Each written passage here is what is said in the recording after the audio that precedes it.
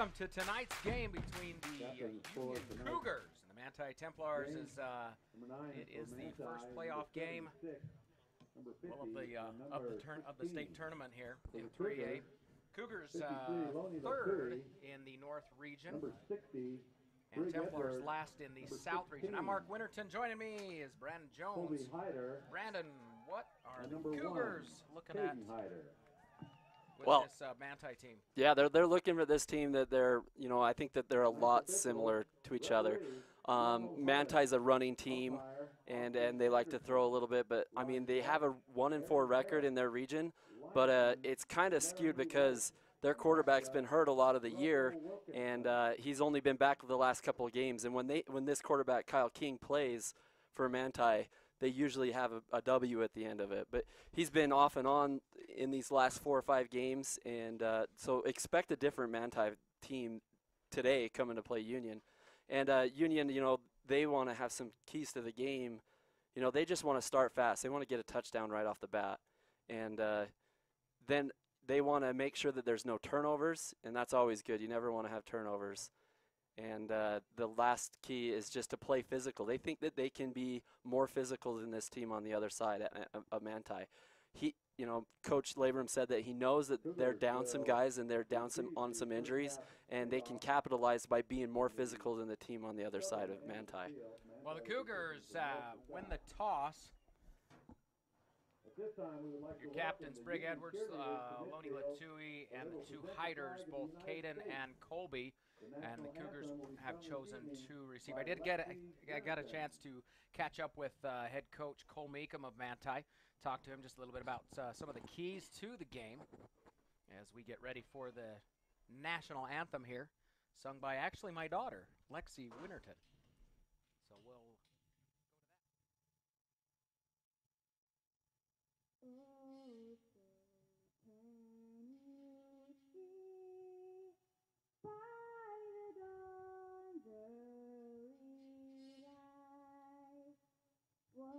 So proudly we hailed at the twilight's last gleaming, whose broad stripes and bright stars through the perilous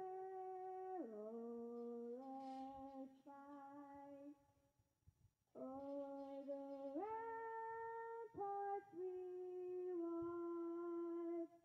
with so gallantly streaming, and the rocket's red glare, the bombs bursting in air, gave proof through the night that our flag was still there. Oh, state us that star-spangled banner yet wave o'er the lands of the free and the home of the brave.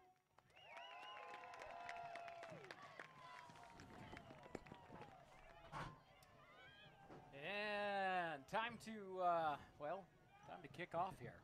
Oh, we were talking keys. Yeah, we're talking keys of the game, yeah, for sure. Yeah, so I talked to Coach Meekum of Manti as he was giving some of their keys. Head coach for Manti, Cole Said Meekum. number 1, no mistakes on Head coach special for teams. Union, Matt Labram. Which assistants, Justin DeCall, Doug Harding, when you've got Hatley Zip, when you've Reagan gone Hunsaker, Justin 3 and out, or Bustaker, you've Blake been able Spann, to force Ryan the Oppenau, offense to 3 and out, Jason Kelly, you definitely Eddie want to make sure you hang Miloto, on to the Yeah, ball. and last week against North St. Pete, the very, first kickoff, their best player, Thompson, he fumbled the kickoff. So I can see why that's a big key to the game, because it started their game out really wrong, and they never were able to really recover. On offense, they've got to win the possession time. keep that offense out on the field, and then on defense, get some 3 and outs. He wants to have some success with the defense. 3 keys for the Cougars. Well, win obviously the line of scrimmage. Value the ball, no turnovers, the turnover ratio, and then be dynamic on special teams. So similar, I mean, your special teams, your defense, your offense, you want those things as the Cougars get ready to receive this. Back to receive is Caden Hyder. And that is Raiden Dietz that takes the kickoff here as the Cougars get out to about the 37-yard line. Yeah, and I like how he wasn't afraid of that ball. He ran right into it, so he had a good stride already, you know, and once he gets in a top speed, he's impossible to stop, right, Mark? You've seen it all year when we were watching him a couple games ago. He pulled out to that right side and was off to the races and gone. So. Well, and on that kickoff, you know, it's a high kick. He comes up on it, but the rest of the team stays there, and he's already in front of his blockers. Had the blockers started moving forward and you know, anticipated that, you know, what kind of field position would you be at? As Foot in the gun, fakes the handoff. A quick pass over to Hyder, and that is incomplete. So it looks like Nate Foot is getting the start again tonight. You know, they said Lincoln Labrum was hurt last week, and Nate Foot did an admirable job. You know, they did get a loss, but it was his first time really being that starter, you know, and getting, you know, better and better throughout the game until he got more comfortable. So I'm excited to see a week of practice of getting all the reps to see what he can do out here. Yeah, Foot's led the team to a couple of wins through the end of this, I guess last half of the season as they give to Eldridge here. He breaks through. Nice staying on his feet there. He'll pick up a few. A good tackle there by Dallin Cox on the other side from the Manti Templars. This guy, he's their do everything. He's really good on the offense, really good on defense, and just always has a nose for the ball and being there. And Dallin Rasmussen was also there on the tackle too. So 3rd and 5, Cougars need a crucial 3rd down conversion here. Going to give to Dietz around the right side. Dietz finds an opening. Looks like he's got the first and a few more as he's forced out of bounds. That is that's a number 3. I think I've got him here. Yeah, that's Latu. Lino. Lino? Is that how you pronounce his name? Yeah. Which one? Number 3? Yeah. I got Sani Latu. Oh, you got Latu? See, I've got Lino here. Yeah, I was watching him in the last game, and he's just one of their big-time guys that gets in the backfield, gets a lot of sacks. He is really close to that guy that you can see playing on College Football Saturday. So, yeah, Latu's a stud. As Foot takes the snap, quick pass over to Hyder. Hyder makes a nice little move, makes a man miss, and then gets upfield for about 4 yards. And, you know, they've been getting Hyder involved in receiving and just getting him to touch the ball. They've been doing a lot of fly sweeps and reverses with him, trying to get him the ball because he's so good when he has the ball in his hands and a threat to score every time. So a 2nd and 7 now for the Cougars. Ball on the Templars 45. Foot in the gun. Dietz in the backfield there for him, and it's a little screen, a bubble screen here to Hyder, and Hyder will pick up another 5 yards. Really close to a 1st down there. And a good play again to Caden Hyder. Look on the replay. L&L motor replay here to Hyder. Makes the catch and then just cuts upfield as he could see a defender out there. Not only that, instead of running east to west. Nate Foot did a great job of selling that play and waiting until the very last second before he gets hit and throws it, you know, to Caden Hyder.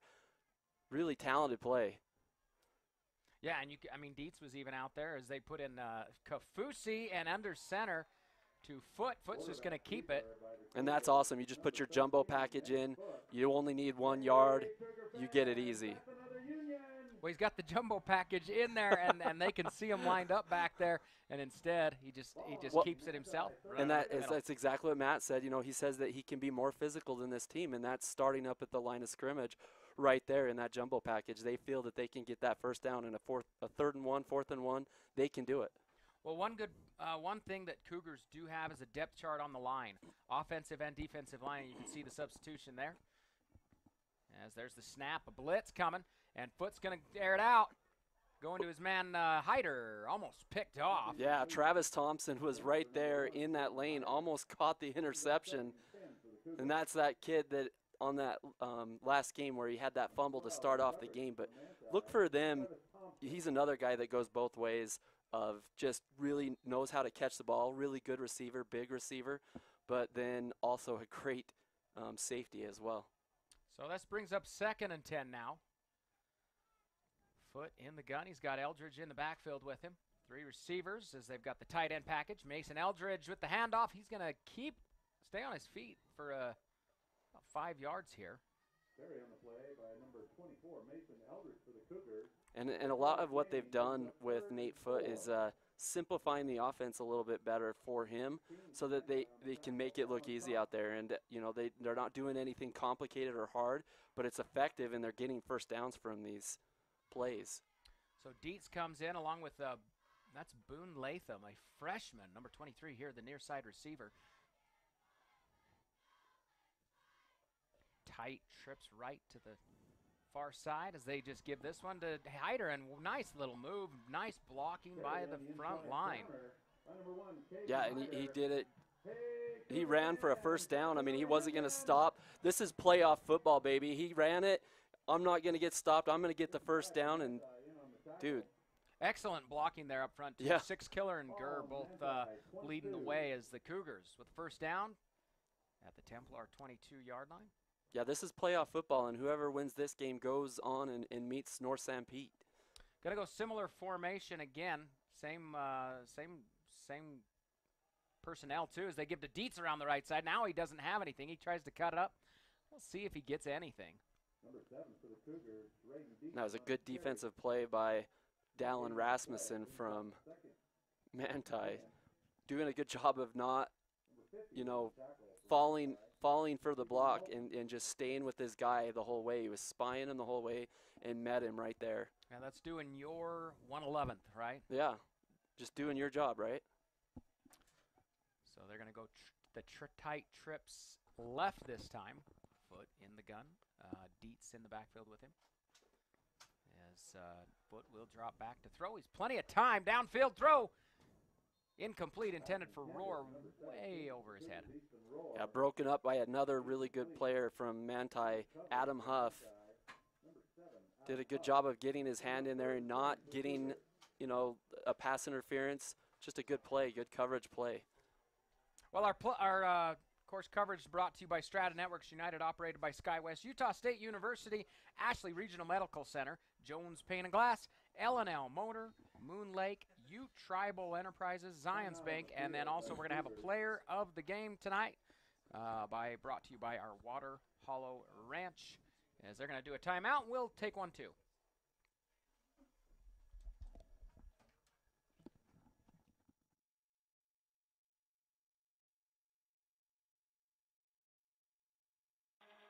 By fixing it the first time, we show our customers that we care. I'm Rico. I'm a technician at L&L Motor. I've been in the automotive industry for 7 years. I'm Amanda Kazik. I work here at the parts department at L&L. I like being a technician. Every day is a new day, and it's cool to see a concern and be able to fix it. They're kind of like my family, so they've really taken care of me and given me a ton of opportunities. We value the Fix It Right First program. Try to go the extra mile for the customer.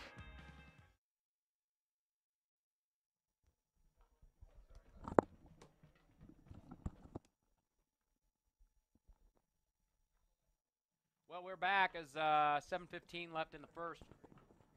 Score all tied up at zeros. Cougars received the ball to start out with, and they've been driving as they're down to the Manti 22-yard line. Yeah, and they've been doing a really good job of, you know, moving the ball and getting first downs, and especially, you know, coming from, you know, going to the playoffs. I've been in playoff situations. Your team can get a little jittery at the beginning, and I'm not seeing that with this team with Union right now, as they're just moving the ball down the field at will. Foot drops, throws, nice man, open, Dietz, touchdown. Raiden Dietz, and there's that speed, and he was wide open. I don't know if there was a broken coverage there. You have to see. There is a flag on the play. Oh, there is? Yeah. I didn't see the flag. So as wide open as he is, it might be a hold, but There it is. It's over on the far side, about the line of scrimmage. it looks like it is going to be on Union. So probably a false False start right off the bat. Oh man, and that's terrible because I mean you had a touchdown right there, and a little false start takes a score off the board. And usually false starts are called way before a play even I like takes in the place. NFL, they call it out and they say this is who did it. Yeah, and they call it quick enough where the just- play doesn't happen either, so well, you're not worried about you're if curious- a touchdown happens. You're curious who was it? All right, who was it? Who was that guy? Well, just a 5-yard penalty, so it'll be 3rd now and 15 for the Cougars. But from the Templars' 27-yard line. I wonder if you just go for a few yards here and then try and get the rest on a 4th down conversion. His foot drops back to throw. He's in trouble. He gets hit as he throws. Tosses this one up. Was it caught? Did he catch that?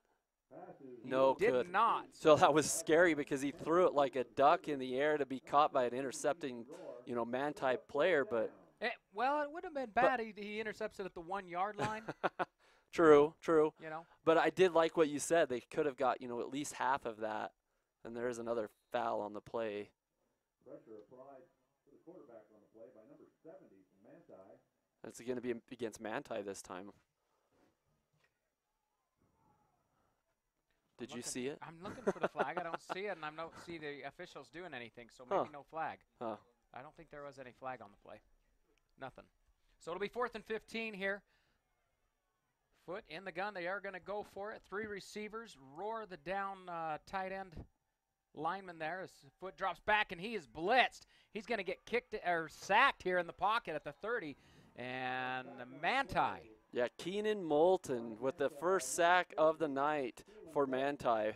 And he's just unblocked right there, and he gets right through. On their own 30-yard line. And I thought maybe Foot might pitch it to Dietz. Dietz was back there, could have maybe done something, but he held on to it, took the sack, and Manti will start on their own 30-yard line. And that's one of the things in the last game with Morgan that Union had. They had big troubles of trying to block open blitzers, and Foot was getting pounded all night. So they gotta stop that right now. Little pitch around the right side. That's going to be Roar that wraps him up, but he's going to push forward. And Dallin Cox is number 16 from Manti, their running back, and he doesn't ever get losses. He's always pushing for at least a yard. He's always getting positive plays. There's hardly any negative plays that he does. And watch throughout the game and watch this kid block because he likes to block more than he runs the ball. So just check him out, number 16. So is this Perry at quarterback? Yep, this is, Jax Perry at quarterback. So we were wondering if Kyle King would play because he's been kind of plagued with injuries all year long. And at the end of the game against North St. Pete, he did look like he went down a little bit, and Jax Perry came in. And Jax Perry's just a sophomore, but he looks really good. He can throw the ball. He can run. Excited to watch him work in this game. Well, 3-yard gain on that little run, and there'll be 3rd and 3 here as Perry gives again, running into a slew of defensive Cougar players there. And so it'll be 4th now and 3. And Easton Roar did a good job of, getting the penetration he needed right there to get that tackle. Roar playing both ways, and he is an animal. Defensively, offensively, he was our Water Hollow Ranch player of the game last week, as Manti will pump this one away. Back to receive. That's Hyder. This one's going to bounce, and it looks like it'll take a Templar bounce, and the Cougars will get away. And so the Cougar offense will take over at the 28. We're going to take a quick break. Cougar ball.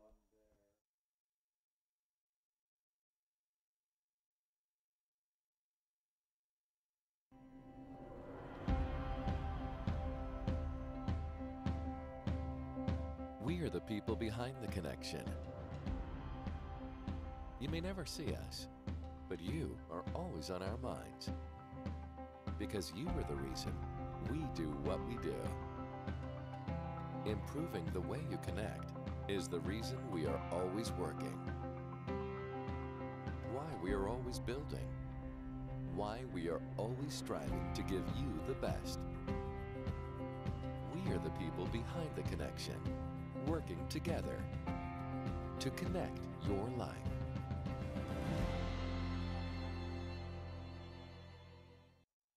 And we're back. Mark Winterton along with Brandon Jones bringing you Union High School football here in the first round of the playoffs against the Manti Templars. As missing the first play there, it was a little handoff to Mason Eldridge for about a 3-yard pickup, so it'll be 2nd and 7. Yeah, both teams doing a good job on defense, making the others punt and think about things. And we got Boone Latham, the freshman, in back there, as he's going to give to Dietz. Dietz taking this one and almost like a wildcat. Dietz did pick up 5 yards on the play. It'll be 3rd and 3.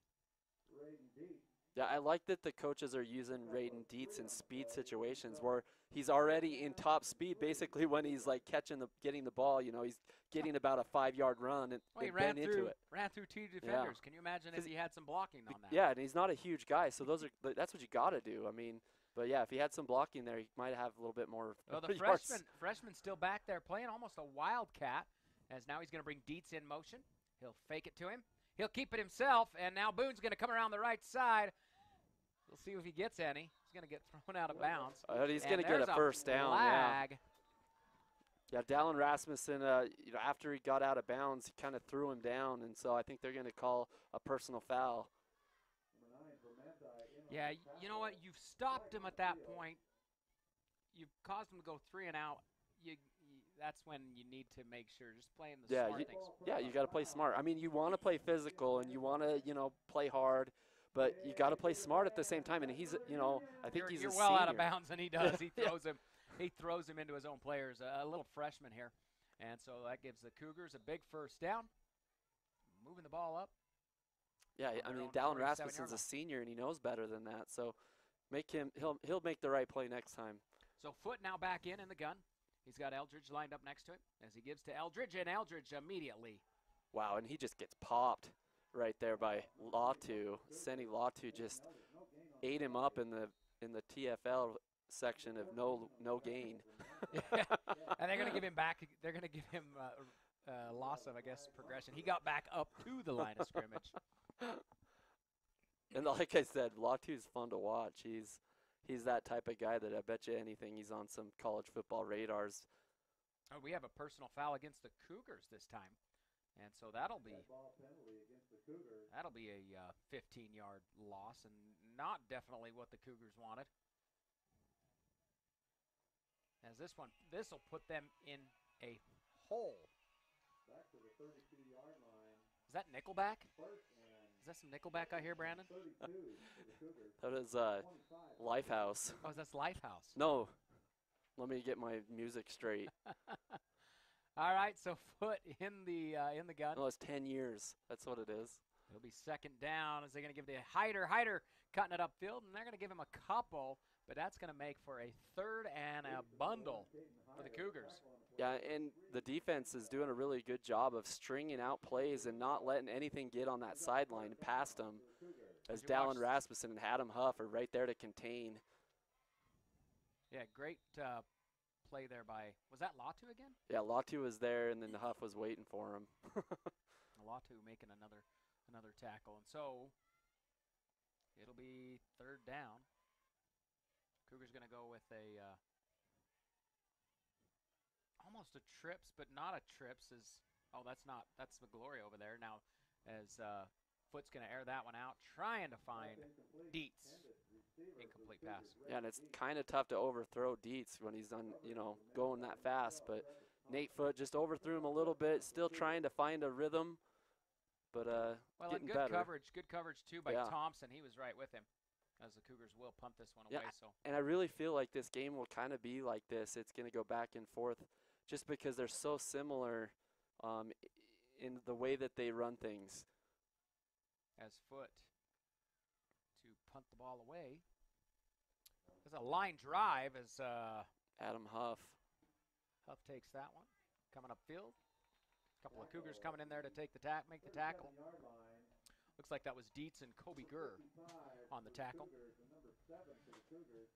Yes, Strata Networks brings you more local cell sites than any other wireless provider. Join the network with the best local coverage today and get up to $500 in credits with a qualifying trade-in. You can visit stratanetworks.com to learn more.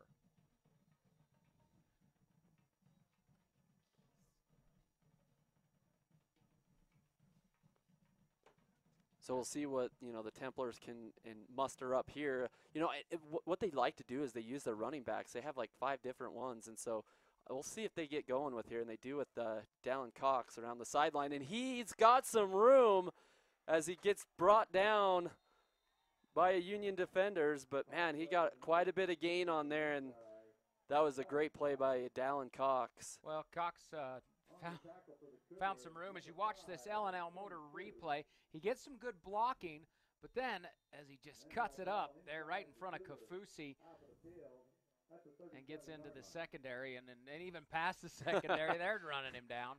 And Dallin Cox isn't known for his speed, but he's, you know, he can get out and run if he's in space.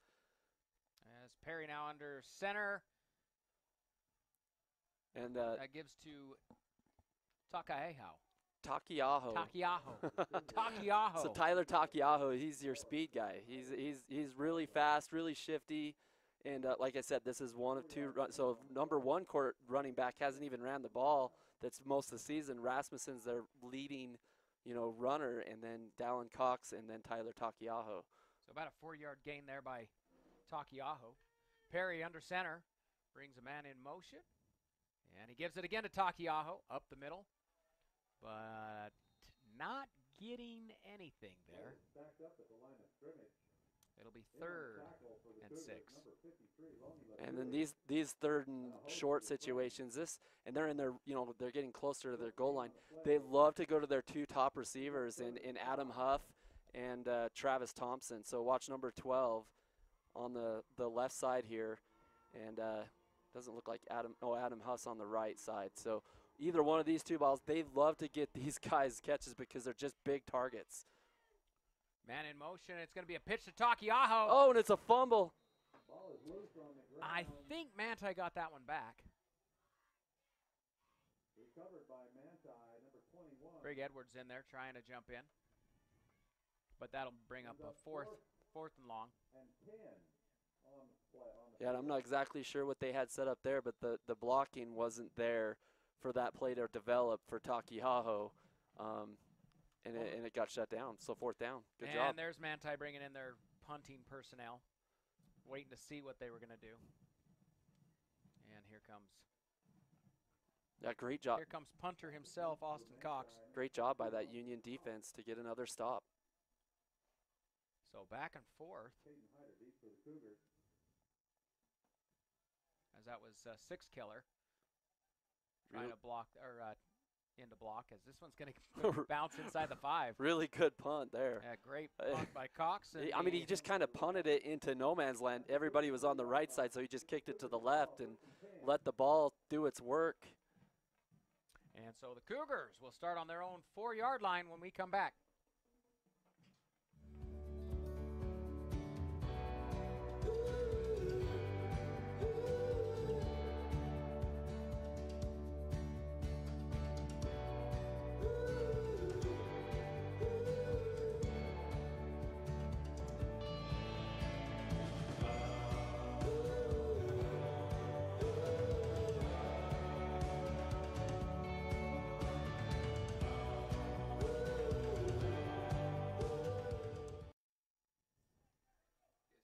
And so we're back on 1st down. It's handoff up the middle to Eldridge. Stays on his feet. It looks like he's going to get 2. Yeah, and on these plays, you're just trying to get a little breathing room so that you're not in the shadow of your end zone. Run a couple conservative plays here, and then try to get a 1st down on 3rd down.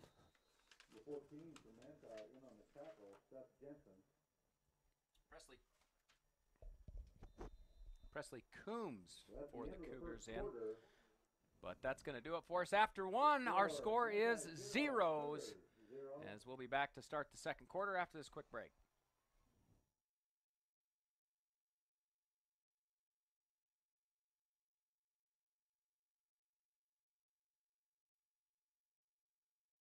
When you need windows, doors, bathroom glass, or paint, Jones Paint and Glass can help. With over 80 years in the industry, we're Utah's go-to expert for paint and glass. We offer beautiful, energy-efficient Jones Paint and Glass windows, as well as Anderson and Marvin windows and doors. We also offer top paints like Benjamin Moore and PPG Pittsburgh paints. Whether you're remodeling or building from scratch, Jones Paint and Glass has you covered. When you hear the crash. Utah State University puts higher education in reach whatever your path may be. Whether you want to move to Logan or Price for a traditional campus experience, or save on living expenses and stay in the Uinta Basin, USU makes earning a college degree possible. As an Aggie, you'll gain skill sets to pursue the career that you love and that will make an impact. And no matter where you attend, your diploma will have the same 3 renowned words: Utah State University.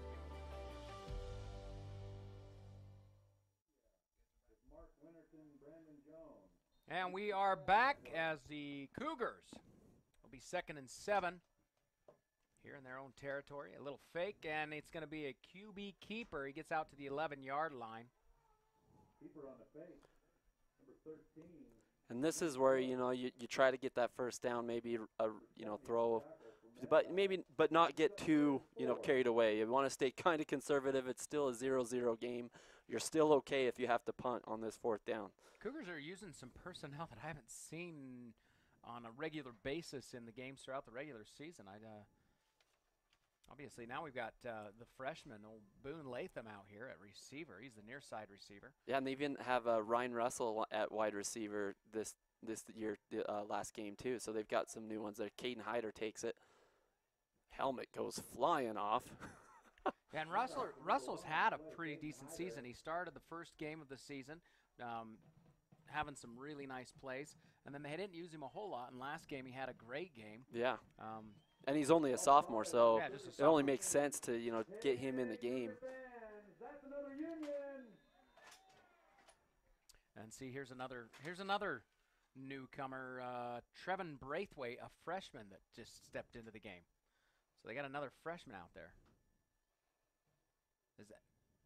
I got his number right. Maybe I'm seeing a different number. As there's the snap by Foot, gives to Eldridge. Eldridge cutting it up the middle. And they get 2 yards. Yeah, that's a tough defensive line to get through. There are some big guys on that line. Number 70. 70 is a big dude. Jason Hennington, defensive line guy on the right side. He just plugs holes, and Latu's on the other side. So it's just a real tough, big defensive line to get through. Plus, they know that they're going to run there. So. Well, Coach Meekum, when I talked to him, that was one thing he said. One of the main things in this game is that he's counting on is he's depending on that front line, defensive, offensive, to really hold that line of scrimmage. I hear a Foot in the gun. He's got Dietz in the backfield with him. He'll fake it to Dietz. He keeps it himself. And I think he picks up maybe 1.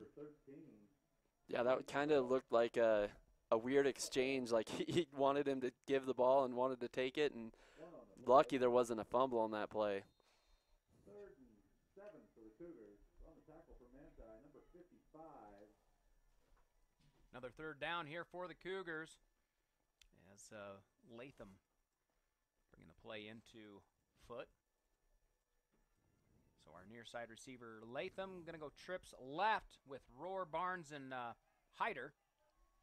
And in the backfield, I think that is Dietz as takes the snap, drops back to throw. He's rushed, and Foot's going to take a huge sack. Yeah, and there's that big guy, Senny Latu. Well, at that point, you're outside the pocket. You definitely want to throw that ball away. Yeah, that's true. I mean, you gotta make that decision. You're already outside of the pocket. There's no grounding that's going to happen. Just chuck the ball out of bounds. Chuck the ball out of bounds. Instead, you're punting in the back of your own end zone. So many bad things can happen here. Like getting a high snap, low snap. Got to keep your head on a swivel if you're Foot. And here's the snap. It's low and takes a little bit of a Union bounce.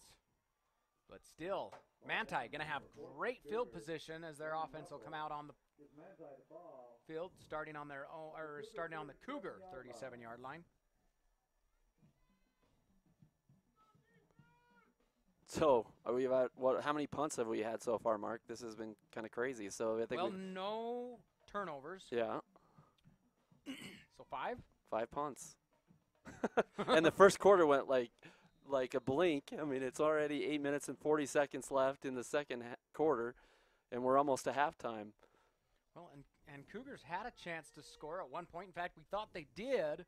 Right. And then the flag came in, a little false start that brings it. Well, should have never even gotten that far. Yeah, and flags are just drive killers. So So Perry under center drops back to throw, and he is going to air this one out. Barnes on coverage. That's intended for number 12. Intended for, was that Travis Thompson was trying to get that. He tried to get it with the one hand. It just was just a little bit overthrown by Jax Perry.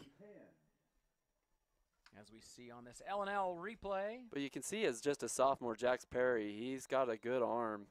If he can just, that's where you want to be, though. You want to overthrow it so that your receivers, if he's not going to get it, no one's going to get it. So 2nd and 10 now for the Templars. Perry under center brings a man in motion, and he's going to give it to him. Going around the right side. And he meets Caden Hyder right there at the yard marker. Yeah, they Looks like finally they're going to give him 1. They finally get a carry for Dallin Rasmussen, their lead back, and does a great job, Caden Hyder, on that other side of making that tackle and only getting 1. Was that Rasmussen? That's their leading rusher, huh? Yeah. I mean, there's a lot of these guys. So I mean, like I said, there's 5 of them that he are runs really a good. lot out of that slot position. He does, and they like to throw to him, too, because he's got soft hands. So Perry now in the gun, drops back to throw, and he's going to air this one out. Nobody there, except for Eldridge and Harding. Looks like it was intended for Mason Thompson. Double coverage for the Cougars, number 5. So that will bring up 4th. 24. 4th and 9. Brings up 4th and 9. Yeah, so Dallin Rasmussen has like 389 rush yards and 4 TDs. Well, Then you got Cox is coming out to punt here. Tyler Takiaho, he has 396, and then Dallin Cox has 300 and something, yards as well. So lots of big-time runners. Look at this. Tell you what, Cox is doing his work on the Cougars as he's going to pin another one at the 4-yard line. That's 2 in a row. 5-yard line. Ball goes out of bounds at the 4. Gives Cougars 1st and 10. So there's some great punting going on. That's number 6. Well, Cougars had to punt out of their own end zone last time. Defensively, It's kind of funny. Defensively, we've got a show today. Yeah, we do have a show. And then that first drive, Union drove all the way down the field, and we thought that they were going to score. And then ever since, it's just been 3 and out, punt, 3 and out, punt, 3 and out, punt. Well, this is Foot going to be in the gun. He's got Dietz back there with him. Trips right. 4 receivers as he puts Dietz in motion. And it's going to be a quick pass to Dietz as he meets Thompson. Yeah, and Thompson just throws him down right there. And just a great job of containing, again, this sideline. A lot of speed on this Manti team. And Union's kind of, they're definitely unfamiliar with this team. They haven't played him in at least over 5 years. It was a good play, but the problem was, I think, the blocking. Thompson was able to avoid his blocker, and because that's where you want Dietz. You want him outside. Yeah, and sometimes you can catch, the defense falling asleep when you're in the back of your end zone like this, and throw a big play. There's the snap as they give to Dietz up the middle, and he'll pick up a few. Yeah, at least it gave him a little bit of breathing room for that punter. It's still only 3rd down. See what they have drawn up on this one. So now it'll be 3rd and about 6, a long 6. As Boone Latham brings the call in. Yeah, and Manti's doing a really good job of disguising their blitz. It looks like a guy's going to blitz, and then all of a sudden he goes into a cover position and doesn't blitz, and the other side actually comes in. And so it's tough to see right now for Coach Labram. He's trying to figure things out. They're going to give this one to Dietz. Dietz trying to follow his blocking. And so this looks like it's going to be well short of the 1st down, and I imagine the Cougars will come out and just punt this one away. Yeah, right now it's just a battle for field position. And Manti feels that they can come out really good right here with good field position, probably around the 40-yard line. Well, special thanks to United Express, operated by SkyWest, for sponsoring tonight's coverage. United Airlines, operated by SkyWest, is committed to being the basin's portal to an entire world of travel. As Foot sends this one. Going to land about the 49. And a little straight arm, and he keeps on his feet. And finally, got to run into a whole bunch of tacklers to come down there. That's was number 7 for. Yeah, Adam Huff. He's just a physical guy, and I love how he threw that stiff arm. We're not going to get it on the replay, but yeah, you said he just straight armed him and got a couple more yards. Just love watching football. I respect talent, no matter where it is, who it's from. So the Templar is going to be starting on the Cougar 39-yard line, as now King is into the game. So King in the gun. He's got trips left. As he's going to fake this one, keeping himself around the right side, and he's got big yardage. First down, as it's Eastern Roar that's going to finally bring him down after about a 12-yard gain. Yeah, 17-17 matchup right there. Eastern Roar ripping down Kyle King, and man, Kyle King, he's a really good player, and I'm glad that I can watch him in live person because he can do, you know, he can run and he can throw, but great play by him. So it'll be first down for the Templars. King in the gun. As this time he does give. Was that Cox? Yeah, Dallin Cox up the middle, and you know, Kyle King, he's really good and very accurate. And you know, I think that they've already seen with Jax Perry that he's just been a little bit off on his rhythm, and I'm not sure if they were just trying to get him for the future or what they were doing. But man, Kyle King, he can sling it. So watch this guy. At the same time, throwing a different quarterback in there brings a different dynamic to the game. As King takes that one up the up left side, off left side, and there's going to be what, third and about 3, 3rd and 4. Yeah, and the inside, you know, defensive line doing a good job again, not letting anything happen there. There's 6 killers there to meet him. We got a penalty. So an illegal shift on Manti is going to keep this one second down, and a 5-yard penalty. Second down and 14. So now a 2nd and 14 for the Templars instead of 3rd and 4. And we got a timeout. I think Manti wants to take a timeout. Well, be an Aggie in the Uinta Basin. No matter where you attend, your diploma will have the same 3 renowned words: Utah State University. And you can visit uintabasin.usu.edu for more information, or call 435-722-1700 to get started. And Ashley Regional Medical Center, they welcome Dr. Tyler Moore, orthopedic surgeon, as he began seeing patients August 27th. He did an additional fellowship, year-long special training in sports medicine at the Ashley Regional Medical Center. And Jones Paint and Glass. They sell high-quality paint with thousands of colors to choose from. The interactive color workstation can help you find the right color for your project. All sponsors of high school sports here in the Uinta Basin. Yeah, and we also have that Water Hollow Ranch player of the game that we're going to be looking for throughout the game. 2 tickets to Water Hollow Ranch. Cougars come out in the 3-man defensive front. Well, so far defensively on both sides. You can't give it to a punter. Well, Nate Foot's also your quarterback too, but yes, there's the snap. King going right side or left side, and he's got that was Adam Huff again. And again, there's that, you know, Kyle King, his accuracy is so good as he gets, you know, just a good wide receiver bubble screen right there to Huff. Huff jumps up for it and gets, you know, enough for a first down. At the Cougar 16-yard line. Yeah, so inside the red zone, Cougar defense. They've been good for the first part of the game. We'll see if they can stop the Templars here under center.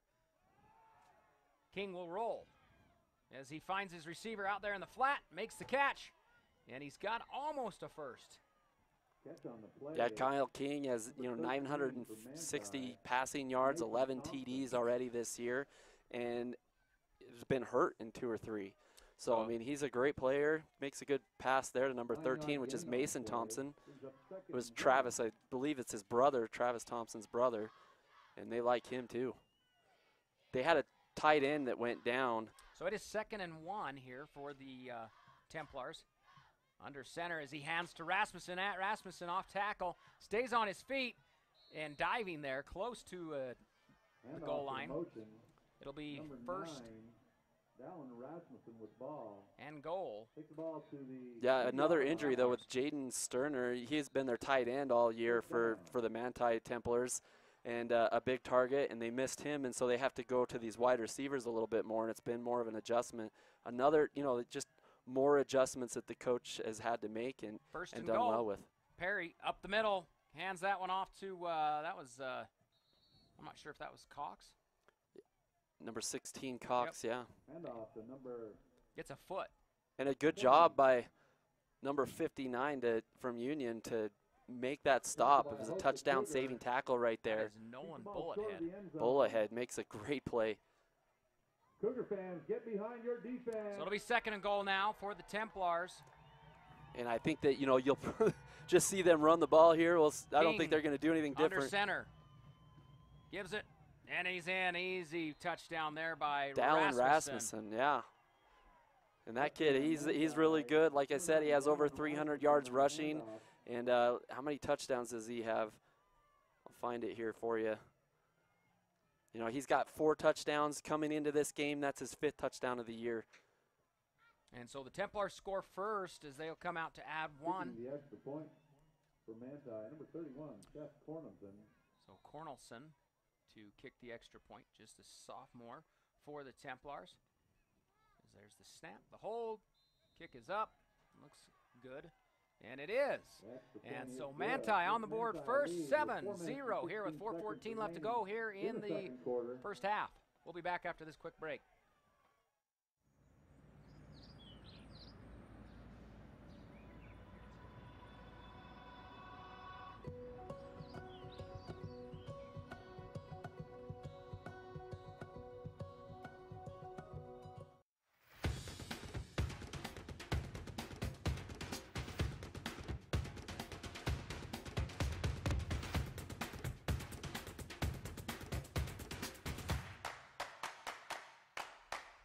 Here at Stewart's Marketplace, we are pleased to announce that we are now carrying certified Angus beef. Team that up with our Smithfield prime pork, and Stewart's Marketplace has the best beef in the basin.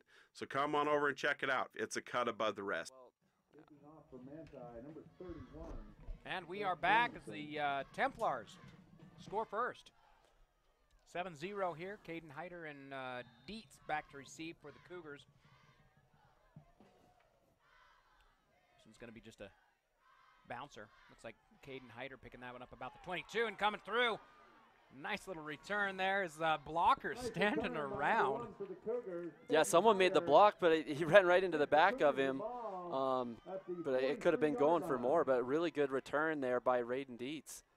Well, these kicks aren't going real deep, and I think the blockers are intending them to go back to almost to the end zone and then come back, and so it catches them kind of standing around when Hyder picks it up about the 22-yard line, taking off running. So. Yeah, and now Manti scores the first touchdown. Maybe this will break it open and allow for Union to score. But this, it's been bad field position for Union the last 2 or 3 possessions because really good punts by Dallin Cox. So Foot in the gun, takes the snap, gives to Eldridge. No, he's going to keep it himself, and he'll pick up a few more yards. And then there comes a flag flying from in. 30 yards out. Either that's a late hit.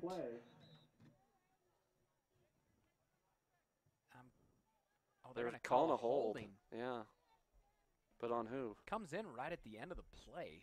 I mean, he's calling it from the back judge, and so, I mean, could be on the offense or defense. And after the play was on the defense, yeah. I don't see any holding there. Yeah. I don't either, but It is against it's against the defense. Union will take it.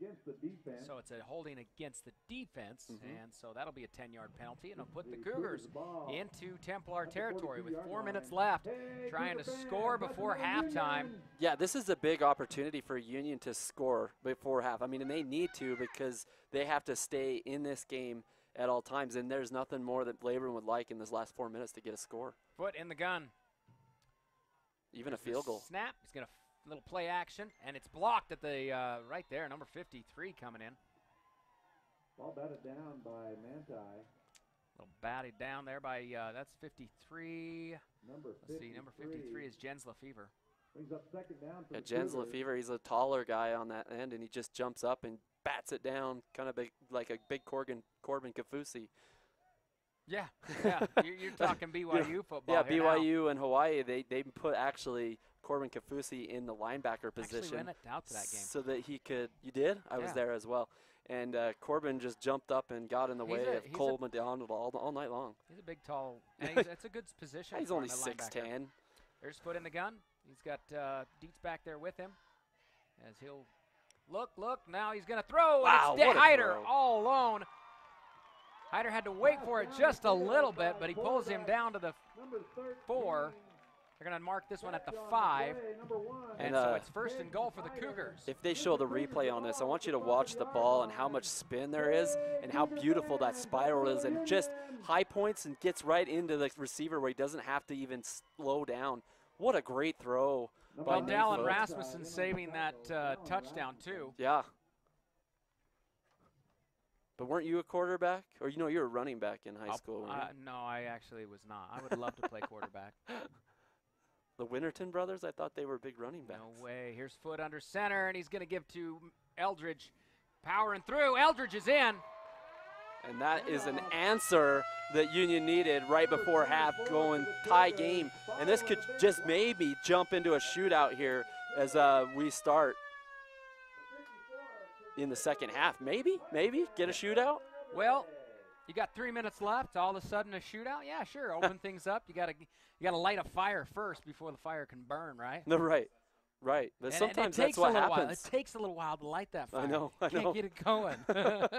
As they knock this one through, Tanner Miles, and we got a tie ball game, 7-all with 3 minutes left to go in the first half. We're back after this quick break.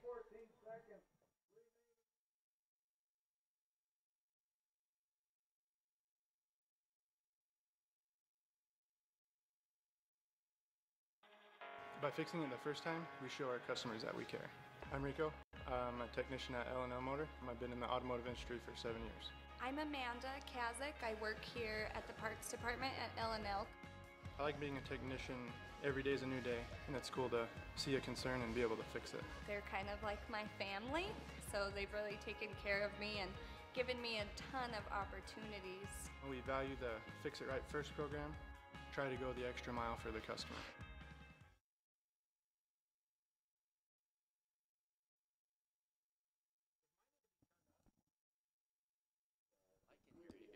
We are back as Tanner Miles will kick off.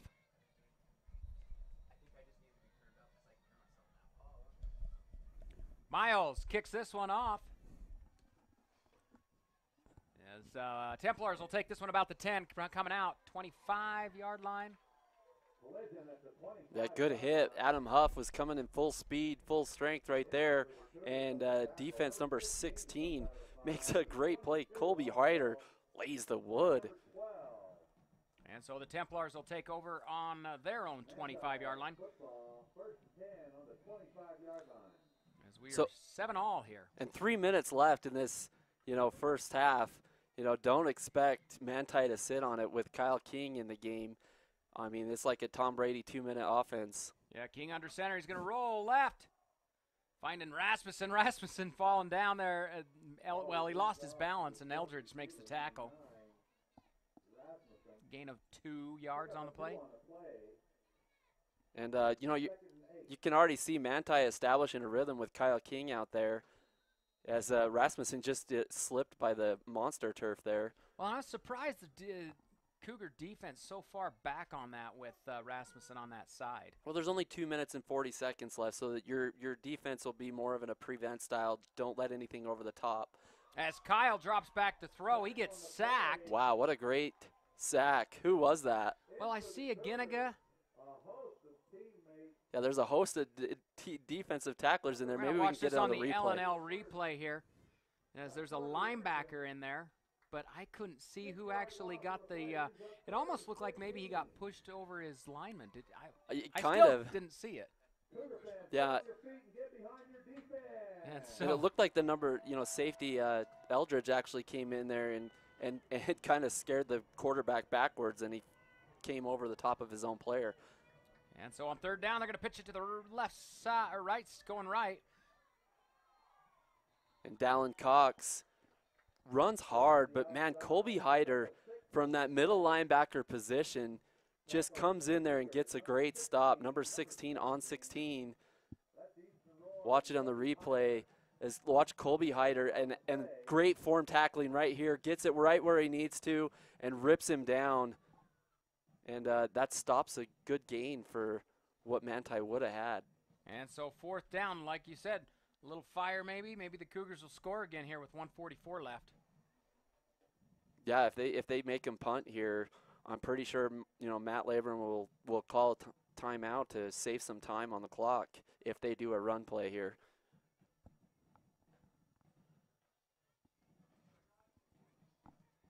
But good game so far. What do you think, Mark? I think that both teams are kind of getting established. I don't think they've played each other before, and they're trying to. It's a little bit of a chess match between Matt Labrum and. No, the Cougars have played Summit Meekum. Academy and North Sanpete in that south region. Summit Academy, I think they finished, third? They finished third, and then Summit Academy, were they first or second? Anyways. They were, yeah, you're right. And third. so I kind of put the Cougars in with, Juab, Manti, Richfield, any of those three teams were fairly evenly matched. As here's the snap. Cox punts that one up, and there's the flag as they run into the punter, and so that'll be a penalty. And so Manti will keep the ball after the penalty. We were talking about the other side of being smart and making sure that you make smart plays, especially in playoffs. Well, in this one, and I kind of would like to see the replay maybe on this, because I want to see if it was his own. And do they have the two different calls, or is it a 15-yarder every time? Oh, it's his own guy that runs into him. They got to be discussing that right now. So his own guy actually is the one that ran into him. And so, yeah, he's going to pick it up. So they're going to wave that one off. And that's a great call. Good job by the refs to, get together and communicate and get the call right, because that could have been costly for Union. Well, yeah. Yeah, you well, not costly, but you give it right back to him. And Manti can continue instead. Cougars now taking over with 1:41 left. And in pretty good field position with minute 40 not seconds. Only that, but they've got the momentum of the last touchdown. So they've got that on their side. That offense they just scored. They're coming back out. More than likely, they can score now than if, say, before. So as the offense takes the field, it looks like it's going to be Foot in the gun with Mason Eldridge back there with him. He's got trips right. As there's the snap. Foot drops back.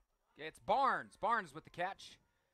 And he'll stay on his feet for a couple more. Almost gets close to another first down, or close to a first down. Yeah, and that play was really similar to what Manti ran on the other side to Huff. Just an out pattern right there and a good slant, and took it right out of the playbook. When you look at Barnes as he gets this, he cuts to the outside. I don't think it would have mattered which side he would have rolled to, but he stays on his feet, and then he does an extra little bit as Foot here on this rollout throws incomplete. Yeah, big-time pressure by Manti on that play with 53 coming down on him real hard. And, Jens Lefevre and Sandy Latu. Well, I like this. Cougars have another So they've got a couple of freshmen out there playing. You got Trevin Braithwaite playing some receiver, and also Boone Latham. And so Cougars getting some freshmen into this playing action. Here is Foote in the gun. It's Dietz back there lined up with him. He's got trips left as he drops back to throw. And he's got a man. It's Hyder. Hyder close to another first down. I think they will mark this one first down, which stops the clock until the... Yeah, we're seeing a lot of new players, like you said, and you want to get your guys in there, to cultivate the program and get better. Don't do that in the playoffs. But is there some injuries? I mean, because Chase Burchell's their number one guy. Where is he? Well, these guys are good. As now Foote drops back, throws another pass, and this one was just a drop. dropped. Yeah, just dropped, and that's not expected by Roar. Roar's a sure-handed man. And then Travis Thompson at the very end at that play. I mean, he had it caught, but Travis Thompson just knocks it out of his hands and makes it incomplete. You can see it on the replay here. I love our L&L replay. Just, yeah, see right there, he gets his hand right in there and just makes him drop the ball. Was Good that defensive play? Was that Travis Thompson? Yeah. Thompson, great player by the Templars here. So it'll be 2nd and 10 now in Templar territory. Foote in the gun. There's the snap as he airs this one out to Hyder. Hyder going to cut back and across the middle. Slips up just a little bit and stays on his feet. How about that great extra effort? It'll be 8 yards on that reception. Yeah, Caden Hyder, not a very big guy, but he plays bigger than he is, and he just balls out until the very end of the play until he hears a whistle. Cougars quickly to the line of scrimmage as there's the snap.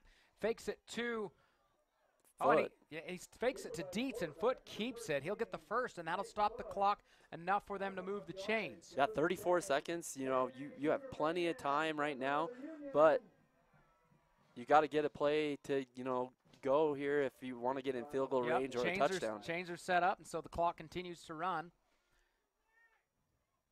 As there's the snap, Foote drops back. Fakes, pump fakes. Now he's going to try and keep it or run with it, and he fumbles it. Who was it that jumped on it? But the Cougars at this point need to call a timeout. Yeah, 14 seconds left. Yeah, I don't and understand. I'm surprised why they haven't called a timeout. No, they just get right up to the line and spike it. They don't have any timeouts because they just spiked the ball. So they got timeouts. Yeah, I think they've only used one timeout. My goodness, they want to keep 2 timeouts with 6 seconds left. You can't even use 2 timeouts. I don't know why they didn't call timeout. Oh, man. But it's 5 seconds. Yeah. Maybe they don't have any timeouts. I don't remember him using it. Yeah, like one of the biggest things I've seen. Yeah, Chase Burchell is your number one go-to receiver, and I don't know if he was injured or whatever, but they've had a lot of new guys in today because there's I don't even see him out on the sideline there too. So as Tanner Miles sets up to kick this is going to be a 46-yard field goal. Not enough. It's going to be short and left. So no good. So that'll leave 3 seconds left for the Templars offense to come out on the field. And that makes sense a little bit that they didn't use that timeout, but they just wanted to get it and play on a field goal. But I think that didn't they have like 18 to 20 seconds? They could have got a couple plays and got a little closer for a closer field goal. That's a question to be asked. Why weren't timeouts used at the end of the first half? All right. You go ask that one, Brandon, and then come back and tell us. If they win, I will. No, I want you to I want you to find out at halftime. Okay, fine. So after that's your assignment. I just gave you assignment. As Templars will just down this one, and that's going to do it for us. At the half, it's tied up 7-all here in Roosevelt. This is of course, the winner's going to go on, I think, to play Grantsville. Nope, North Sanpete. North Sanpete. All right. So there's your in North Sanpete. So North Sanpete in North Sanpete. The last time the Cougars played North Sanpete, it was what was the score? 16-0. Was that this year? Mm-hmm. Wow. I think it was 16-0. Cougars lost. So that's pretty good because North Sanpete's done really well at the end of the season. It was one of those games where North Sanpete is the ground and pound, and Cougars really couldn't stop them. And so, and North Sanpete, like you said, they're ground and pound, and that's what hurt this team last week. Manti, they got crushed because they couldn't stop the run. So, anyways, well, there you have it. At halftime, 7-all. First quarter, there was no score. Yeah, went through pretty quick, didn't it? Second quarter, the first quarter went by really fast. It was all punts. I mean, it was 6 punts in the first quarter, and then they finally got it going in that second quarter, and got a touchdown. And then, hey, they got a touchdown, we'll get a touchdown within a minute and a half, and so 7-7, but pretty exciting second quarter. Yeah, somebody lit a fire under both teams as they both then decided to score. And you get that with play of football. You don't usually see these teams throughout the season, and so you're meeting a new opponent in playoff form. And so you're excited, they're excited, and then you just come out there and everybody wants to do something really good real fast, and it just doesn't end up happening for you until you really settle in.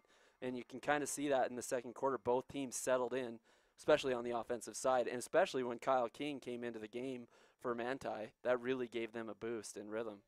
Well, we're going to talk just a little bit about both coaches and kind of what the keys to the game, and then we'll go over those, Brandon. But first, quick shout-out to our sponsors. L&L Motor, proudly serving the entire Uinta Basin by offering unsurpassed customer service along with the largest selection of new and used vehicles under one name.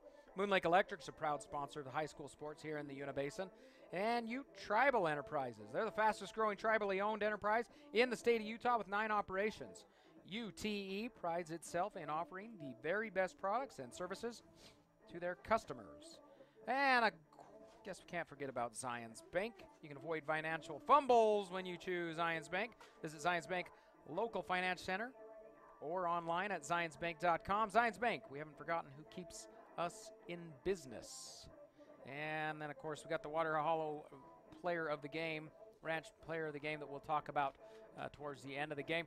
Well, let's talk just a little bit about some of the keys to the games as the coaches both mentioned that. Well, let's do Manti. Coach Schmeekum, I had a chance to talk to him. He said no mistakes on special teams. Offense, win the possession time. Defense, get some 3 and outs. Brandon. So they did really good. They did excellent. I mean, they had no mistakes on special teams. I can't think of any. They actually played really great in the punt war. Dallin Cox put him in, he put Union deep 2 times with bad field position right on the 2 and the 4 yard line. So, I mean, they did their job there. Offensive win the possession time. I'm not quite sure. Kind of even, I think. Both teams had the ball a lot. And then defense get 3 and outs. They got plenty of those in that first quarter. And it was a defensive war in the first quarter, and finally the offense showed up in the second. Yeah, on a couple of drives. And another thing that Coach Meekum said is depending on that front line, felt like the front line, they were able to establish the run a little bit on offense. Defensively, they were shutting down Union's rushing attack across the whole field east to west. So.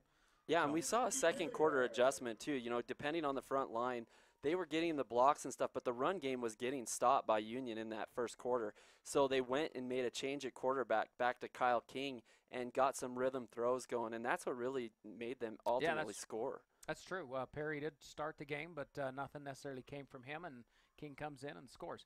Let's go to Coach Labrum. He mentioned 3 keys. We'll go over all of them really quick. Win the line of scrimmage, value the ball, and be dynamic on special teams. The special teams, we can mention the only thing I saw special, I guess there, would have been Hyder and Dietz both coming up on that ball, catching it. The rest of the special teams, it seems like, weren't caught up with them, but they were able to get nice kick returns. Yeah, they do have some excellent kick return yardage already, almost close. I bet you over 50. Yeah, on 2 kick returns. Oh, definitely. Well, that one came out to the 40 that Hyder took, and then valuing the ball, like you said, they haven't turned the ball over. Both these teams have been great so far in that possession, and it might ultimately come out who turns over the ball in the second half is who's going to lose the game. Well, so far a couple of fumbles by both teams. Foot fumbled it, but he got on it. Got it back. I think he got it back himself, and then the other one was Rasmussen. No. Who was it? I'll tell you. It was Oh, it was Takiaho. Did I say his name? Did he get it back though? No one lost it. I don't remember if he Yeah, got it back or if one of his linemen Yeah, one got of his it back. line guys. So there's nobody turned it over yeah, per se. no lost fumbles. A couple of fumbles, but they got it back. And then, yeah, so there you go. And then win the line of scrimmage. Cougars, you know, it's going to be the same thing. The Templars are depending on that front line. They've done pretty good. The Cougars, I think it's kind of a, I don't know if either team's winning on that. Well, I saw, you know, like we said with the adjustment with Manti, I saw an adjustment by Labrum too. But, you know, he was going for something short, getting the run game established, and then they went deep, and they threw that deep ball to Caden Hyder and got the source. So they made some adjustments too to like get some plays downfield, because if you just let Manti load the box with their big defense, you're not going to get much in the run game. You got to show that you can pass long before you can run and make those holes open in the second half. Yeah, yeah. So both. So there you go. Well, it is 8:40 some odd seconds left to go here at halftime. Looks like Manti's cheerleaders are going to go ahead and perform. We're going to let you continue to watch that, and but we are going to go to a break.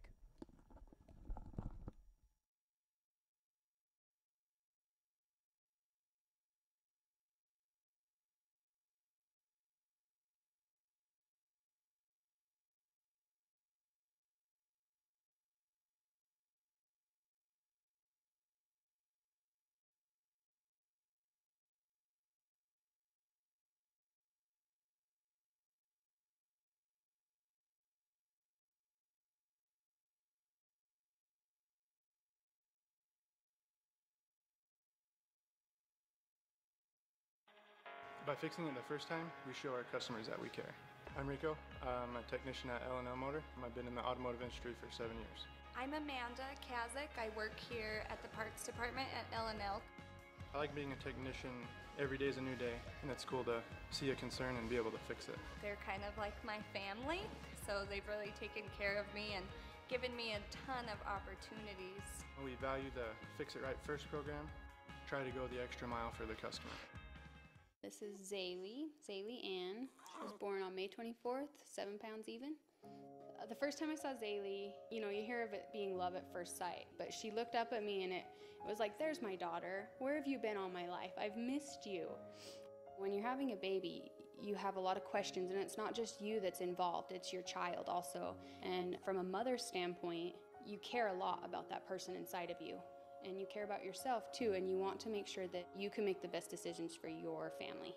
As women, we want to be heard. It's our bodies. We're going through something pretty important, and knowing that the medical team that would be helping me would be very competent, that was important. They offered me their advice and told me exactly what my options were and let me make an educated decision, and I think that's really important.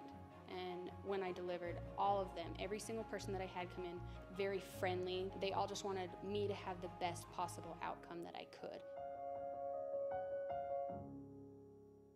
At Moon Lake Electric, we are a locally owned cooperative with a deep history of providing dependable and affordable electric service to its customers for over 75 years.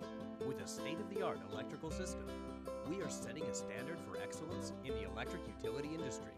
We are proud to call this place home, and we are happy to support our local schools and athletes. Find and like us on Facebook for energy-saving tips. Moon Lake Electric, keeping the power on. Hey you! It's the moment you've waited all year for.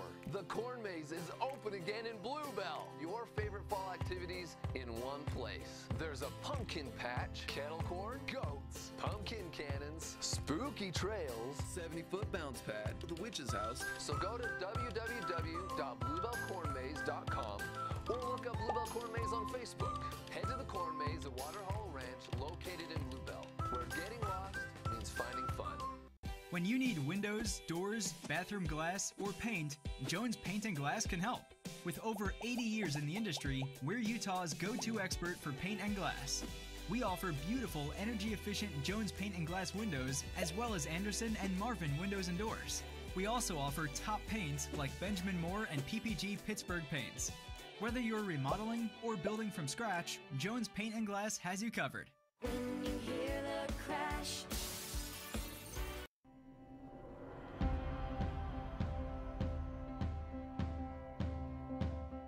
people behind the connection. You may never see us, but you are always on our minds. Because you are the reason we do what we do. Improving the way you connect is the reason we are always working. Why we are always building.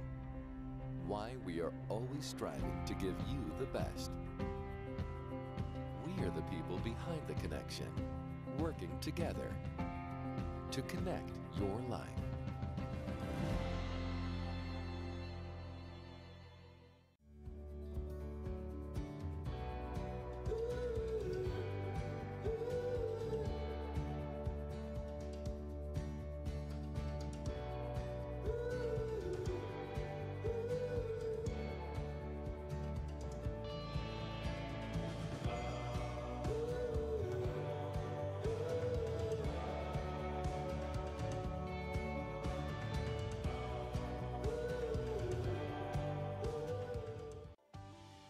Utah State University puts higher education in reach whatever your path may be. Whether you want to move to Logan or Price for a traditional campus experience, or save on living expenses and stay in the Uinta Basin, USU makes earning a college degree possible. As an Aggie, you'll gain skill sets to pursue the career that you love and that will make an impact. And no matter where you attend, your diploma will have the same 3 renowned words: Utah State University.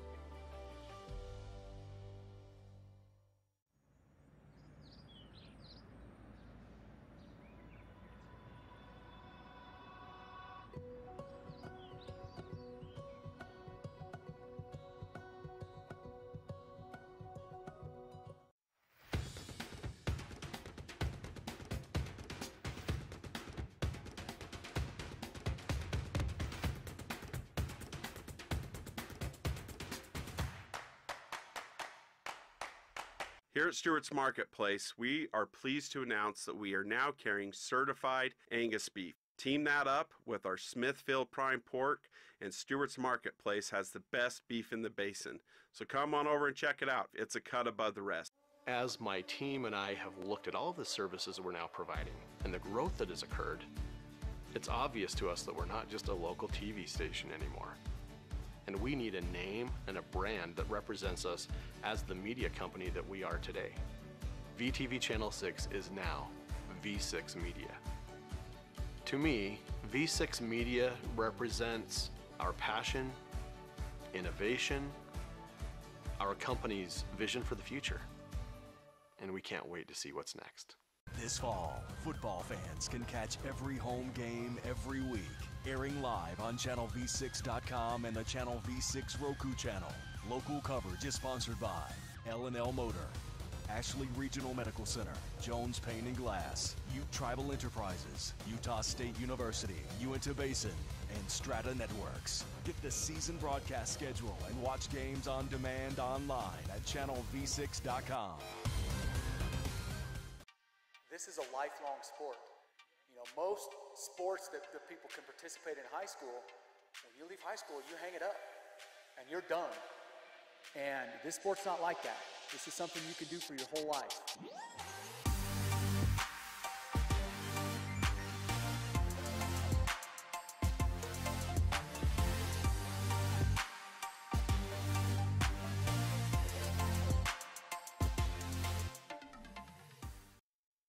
And welcome back. Mark Winterton along with Brandon Jones at halftime here in Roosevelt. Union Cougars taking on the Manti Templars in this first-round playoff game. Yeah, it's been awesome so far. You know, it just has that feel of a playoff game, you know, and both these teams really, really want to win. You can see it in the players on the field that they just aren't taking plays off, and they're just staying engaged until all the whistle is done, and that's what you want to see. And even in practice, it goes in practice. Everything gets longer. Your agilities get longer. Your drills get longer. Everything is harder in playoff football, and it's because of that. And when you prepare that hard, it shows up on the field, and that second quarter really showed that both these teams could come together.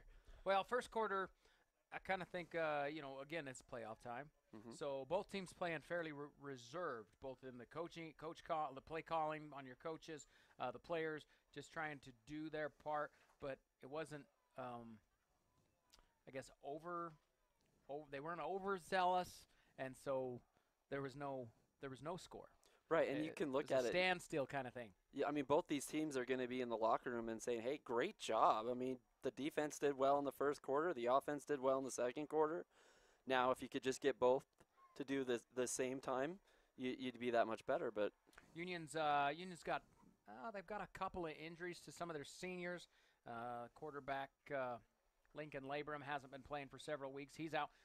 The Cougar depth, it's in their line, their offensive and their defensive line, and I think that's probably going to show more in the second half as defensively and offensively they're able to move the football, stop the football. I think that's where we're going to start to see it as they wear down this Manti team. Yeah, both these teams have had some injuries. Now, I could be wrong. But I could be wrong, but we're talking about Chase Burchell, and how we haven't seen him this half, and I guess he's out with a hematoma. So, and then there's Cade Breathwaite that got out for Manti. That's a hard-nosed defensive player for them, and their tight end. And so there's injuries that they have to deal with. But man, these are the times that you bring in the next guy up.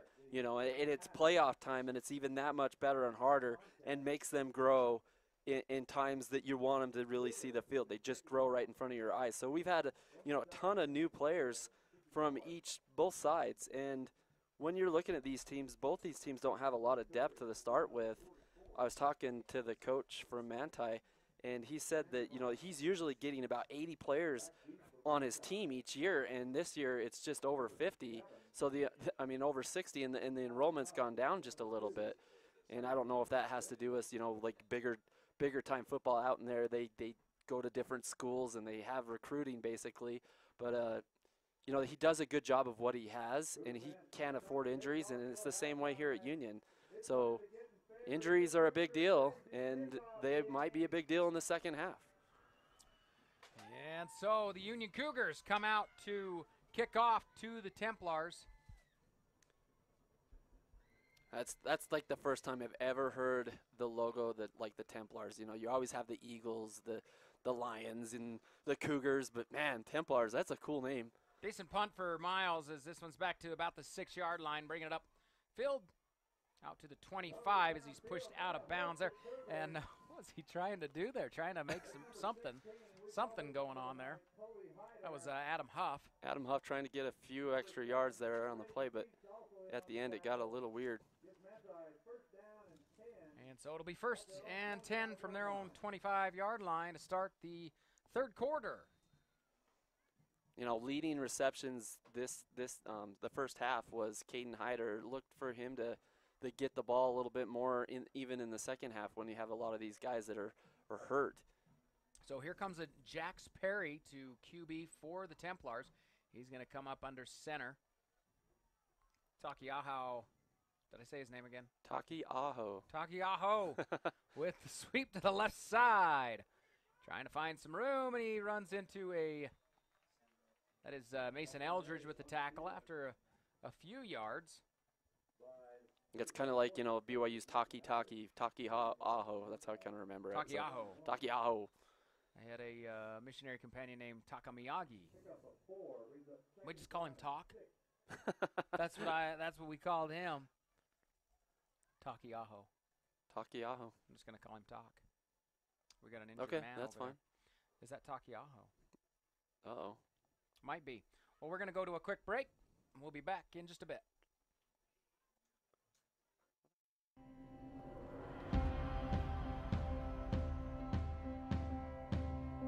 We are the people behind the connection. You may never see us, but you are always on our minds. Because you are the reason we do what we do. Improving the way you connect is the reason we are always working. Why we are always building. Why we are always striving to give you the best. We are the people behind the connection, working together to connect your life.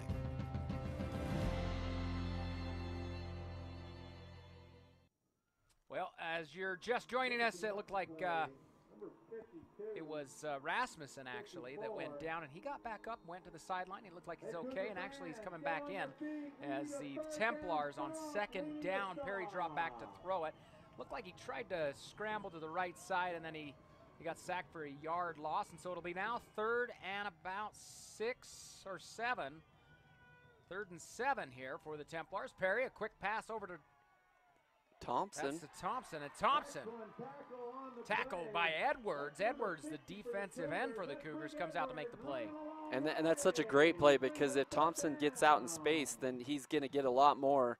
But, man, good closing speed. Just goes right through that tackle. Oh, Perfect form tackling. Thompson's a phenomenal player, and so you don't want to give him that open field room. And Coach Labrum, he was pretty furious about last week with Morgan of tackles. Like they weren't making tackles, they were taking bad angles, and so they worked on that all practice this week of making the right angles and form tackling, and you saw it right there on that play. That is that's how picture perfect how you do it. Great play by Hyder to come up and field that one and make his way into Templar territory. They're going to mark this one at the Templar 47-yard line as the Cougar offense makes their way onto the field. We're going to have Eldridge lined up in the backfield with Foot. Far receiver is Boone Latham, and they're going to take a tight trips left here. Foot in the gun. There's a snap. Fakes to Eldridge. And now a throw. It's intercepted, intended for Hyder, and it's a Huff. Or Dallin Rasmussen, the one that was just injured, makes the interception and gets all the way down to the 30-yard line almost. Well, huge play there by the Templars as you watch this L&L replay intended for Hyder there. And Rasmussen just steps in front of it. It's thrown right at him. Oh, and the block in the back they missed right there on number 3. Close. Yeah, Eldridge gets shoved out of bounds in the back, but no call there. And the Templars, 1st and 10 from the Cougar 32-yard line. So it's Perry, the sophomore, under center. Takiaho around the left side as he's going to get a few. Finally pushed out of bounds. That's Eldridge. Yeah, and Kyle King must be, hurt too. Like he came in that end of the second quarter and put a really good drive together, and it's Jax Perry coming in and from the second half. So he must be still a little bit hobbled up, or I think he'd be out there. Well, not necessarily. I mean, really? At the same time, I think as a coach, you like to throw something different at him. As Perry under center is going to give this one to Takiaho up the middle. And the Cougars look like they are going to be close to a first. I guess I'm just not a coach. I know that, but well, I mean, you never know. He could be, but at the same time, you throw something different at a defense. Yeah. They. Yeah. I mean, I just, I think maybe in practice he feels like both of them are very close and offer different things. So it'll be 3rd and short, and he's got the first. Does he have the first? I think he's really close again. Yeah, Eastern Roar made a great play of stop him. I don't think he got it. That was Dallin Cox on the carry, and they are going to move the chains. Oh, wow. So 1st down for the Templars. Here at the Cougar 22-yard line as the Cougars will do a quick substitution. Yeah, I gave him a favorable spot. I thought he was stopped short there. If you watch the ball, it was, man, I don't know. Yeah, an official, he's looking right down the line of scrimmage, so he sees exactly where that ball hits, and he's able to mark it as Rasmussen goes in motion. Rasmussen trying to hop it outside, and it's Harding and Hyder that wrap him up. No gain on the play. And you're just seeing some, fundamental tackling out there that you haven't seen from Union in a couple games, and you could just tell that they've worked on it in practice. It's good plays. Well, Rasmussen trying to take that up the hole where he's supposed to. Just a little off-tackle play, and he gets pushed outside, wrapped up. As Perry under center here is going to pitch it out to the right side. That's Cox there with a pickup of about. Off to the right. It's about 7. Cougar number 59, Nolan Bullethead. Yeah, you can see that Manti is getting in kind of a rhythm with running the ball. And like I said, they like to use a ton of different backs with Takiaho, Dallin Cox, Dallin Rasmussen. They have 6 guys on the running backs that have touchdowns for this team. That's just crazy. And so it'll be 3rd down again. Inside the Cougar red zone, Perry under center brings a man in motion, and he's going to give to him around the left side. As he's going to be tackled. Easton Roar with the loss on the play. Brenchley was the runner. Yeah, Tyson Brenchley, it looked like a play that was going to work, but man, look at the speed by Colby. Or Easton. Or was it Easton or Colby? Yeah, that was Roar. Oh, yeah, Roar was there, and Colby was right there to see it if the play got any farther. But, man, Easton Roar makes a really good play and brings a 4th down. Well, the Templars going to go for it. It'll be 4th and 6th. And, Easton Roar is just a physical player, and he just loves football, they said. I was talking to, one of the people I work with. King is in, and King will roll right. King looking downfield. He throws. That's and it good is defense. Not caught, so that'll be a turnover on downs. Yeah, Raiden Dietz and Caden Hyder there to protect and make a great breakup. And they bring Kyle King in for a throwing play and don't get it. Well, and Brig Edwards, too, on the pressure as he hits. He actually hits King right there as King releases. And so the pressure both on that defensive line, great coverage downfield where the Cougars, I'm going to say, have struggled. They've struggled on a regular basis downfield. Right. But they do a good job here on this coverage. Yeah, again with, the poor tackling, there was some poor angles, and they made the right angles there and got the play. Foot in the gun, gives to Eldridge. Eldridge looked like he wasn't going to get anything, but he pushes forward and gets 2.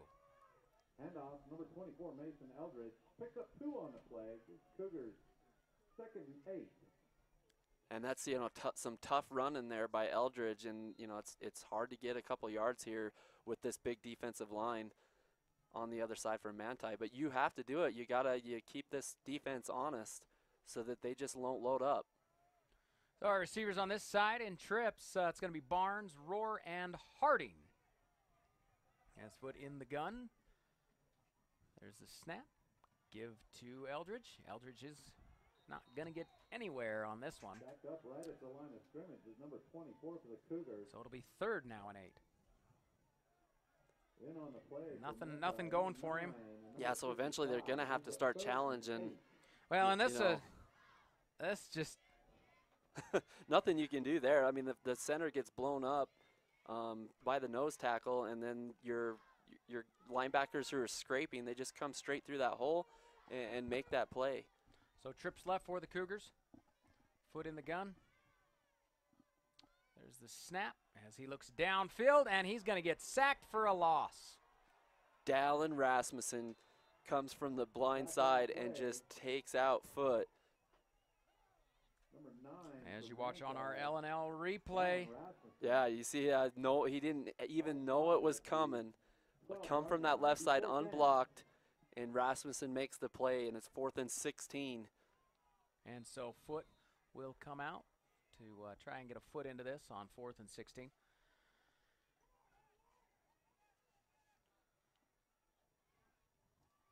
Waiting. There's the snap. Punt up. Not necessarily anything special as they take this around the 42. And Huff getting upfield will give the Templars excellent field position. Yeah, really good field position. It's 3rd and almost into the 3rd quarter. This is a time where the Manti really wants to score and put pressure on a home team Union. Well, let's see what this Cougar defense can do now. I'm just curious of what quarterback's going to come out. I think it's Kyle King. You never know. I'm still blown away by the 2 quarterback system that's going on, especially in a playoffs thing when you have something working. And King under center. Brings a man in motion as he's going to give to him, and it's going to be an off-tackle play there. Good pickup.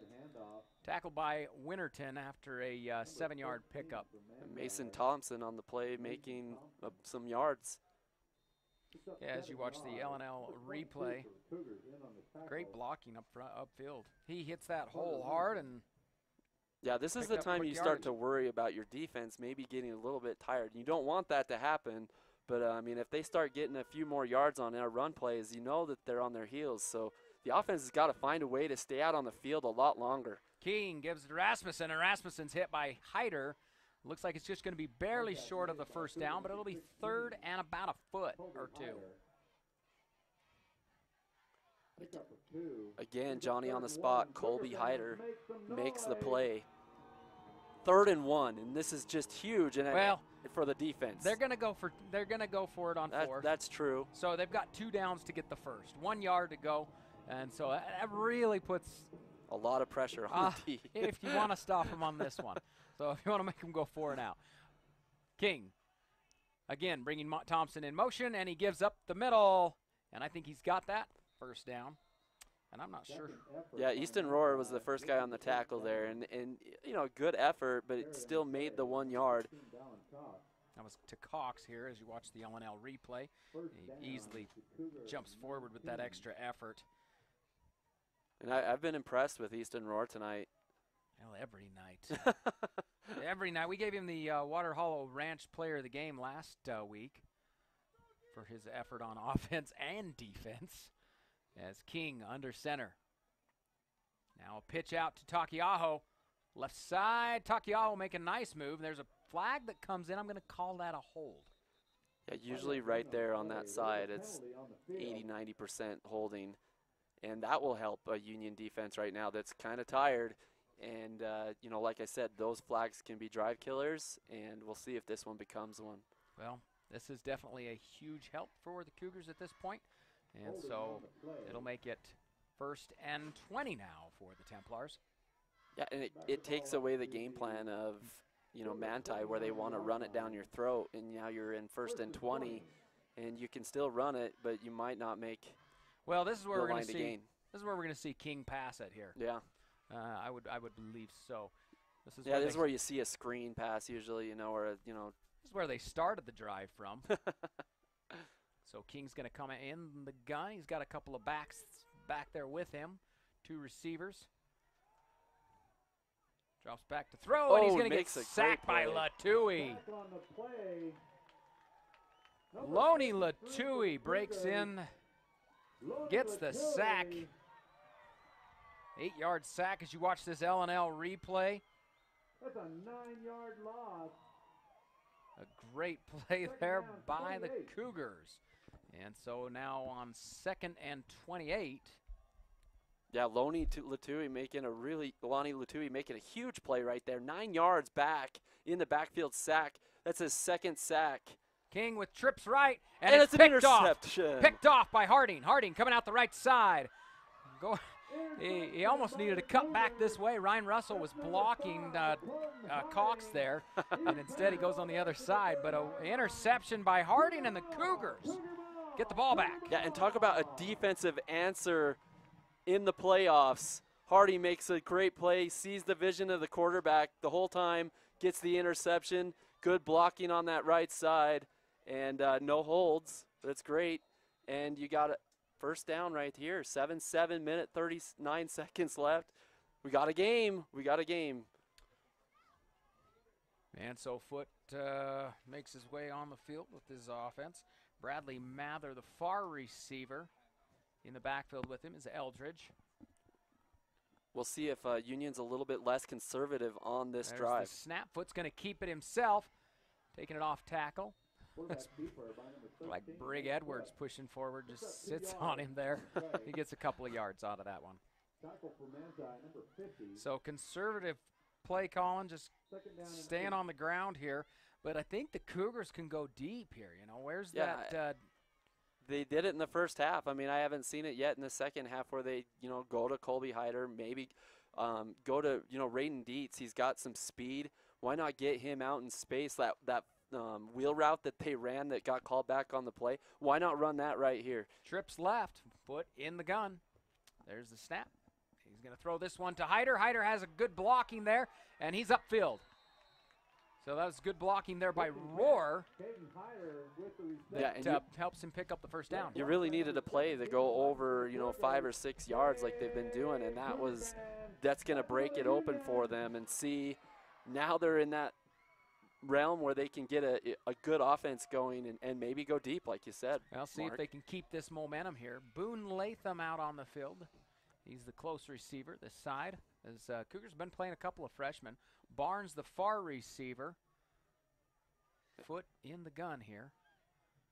Eldridge in the backfield. There's the snap as he drops back to throw. Flags fly, and I'm not sure if that was a false start because I saw a flag on both sides. But if they're calling false starts, boy, they are slow to throw those flags. If it is, they got to get that call faster because that play can't develop. Yeah, because the false start doesn't happen when the ball snaps. Right. It's when the head moves on the offensive line or someone backs up. But instead, that's not a false start. They just snapped the ball, official. Yeah. So there's the false start. Not only that, it gives the other team to exactly know what that play was and what you're doing, and then they can prepare for that play because they have so long for the ball to go backwards. So 5-yard refs helping penalty, Manti out. So it'll be 1st and 15 as the Cougars are going to go trips right. Foot with the snap, drops back to throw. He's going to roll right. Now there's the throw downfield intended for Roar. Double coverage. And it'll be incomplete. Yeah, it's 3rd and 15 right here, or is it 2nd and 15 because of the penalty? Yeah, 2nd and 15. You can still get something here and make it manageable on a 3rd down. But most importantly, you need to find a way to stay out on the field so that you can get defensive rest because it's a tie game, and your defense needs that rest on on Union.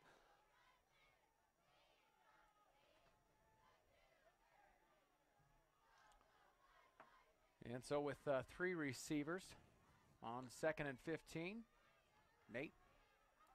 Foot, little pass over to Eldridge. Eldridge makes a little move, now cuts upfield, runs into Cox, but he picks up decent yardage for it'll be 3rd and 7 now for the Cougars. So just exactly what you want, 3rd and 7, manageable. You have pretty much everything open in the playbook, but just find a way to get this first down. Great catch there by Eldridge as hang on to the ball, pull it down, tuck it in, and take it upfield. As the Cougars are going to go with dual receivers to this near side. Barnes on the far side, Roar in at tight end. His foot has plenty of time. Now it's across the middle, thrown, caught by Coombs. Coombs racing upfield as he's going to get now drugged down, but what a play there by Coombs.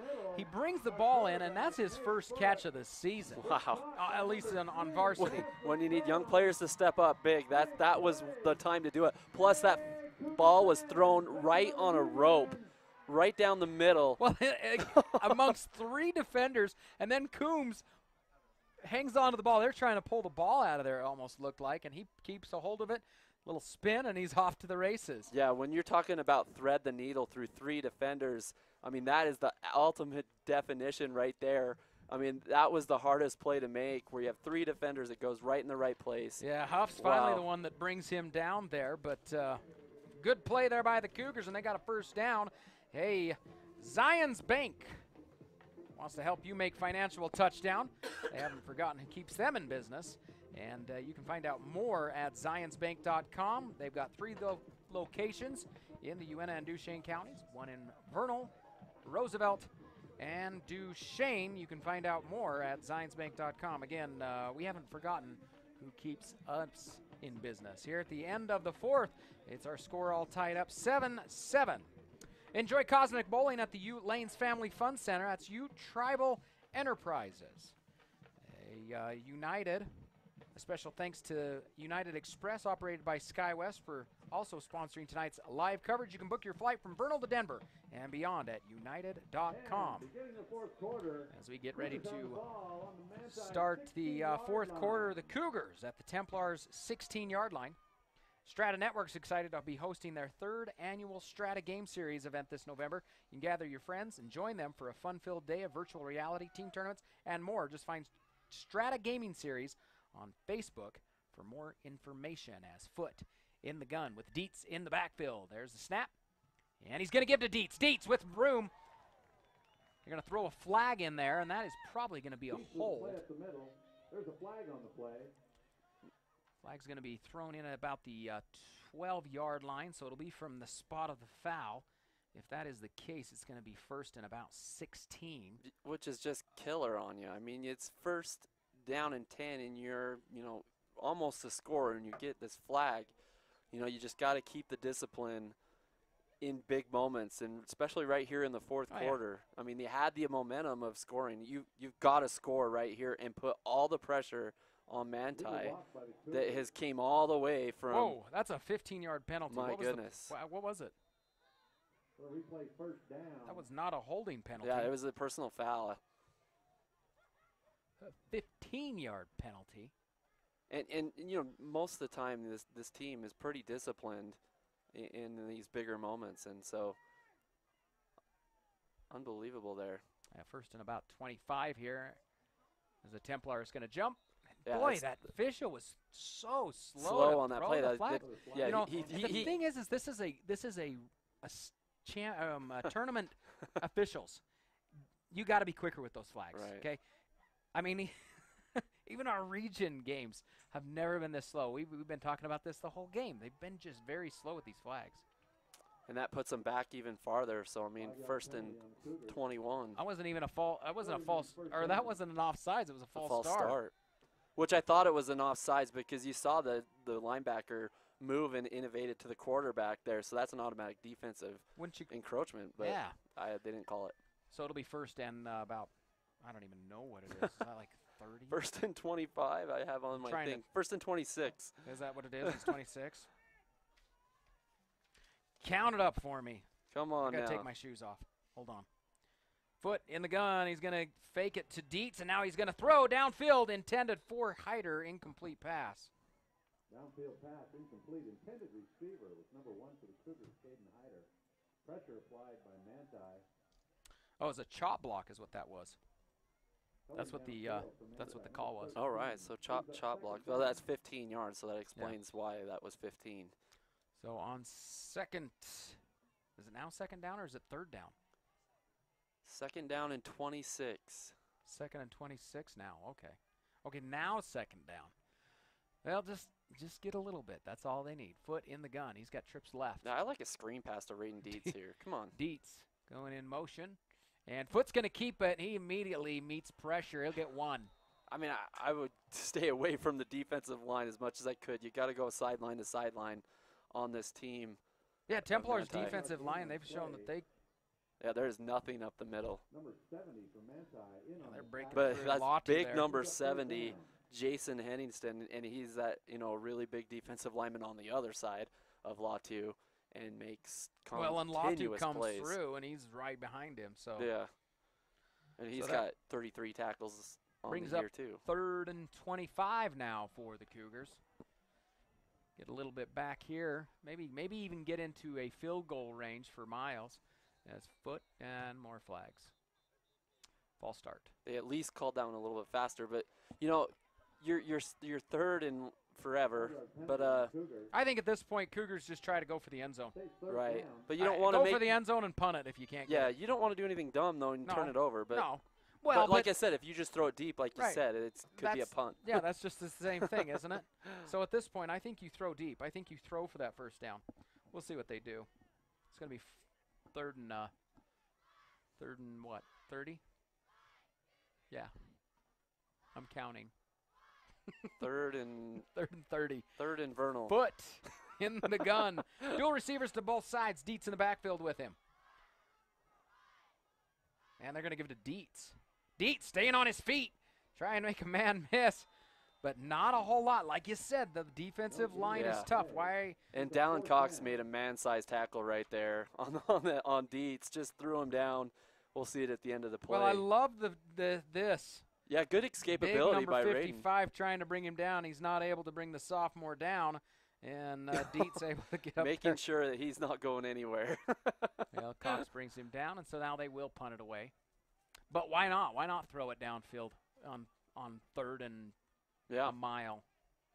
Yeah, and, you know, it's still a game 7-7, 9 minutes left. If it's an interception, no big deal. It's like a punt.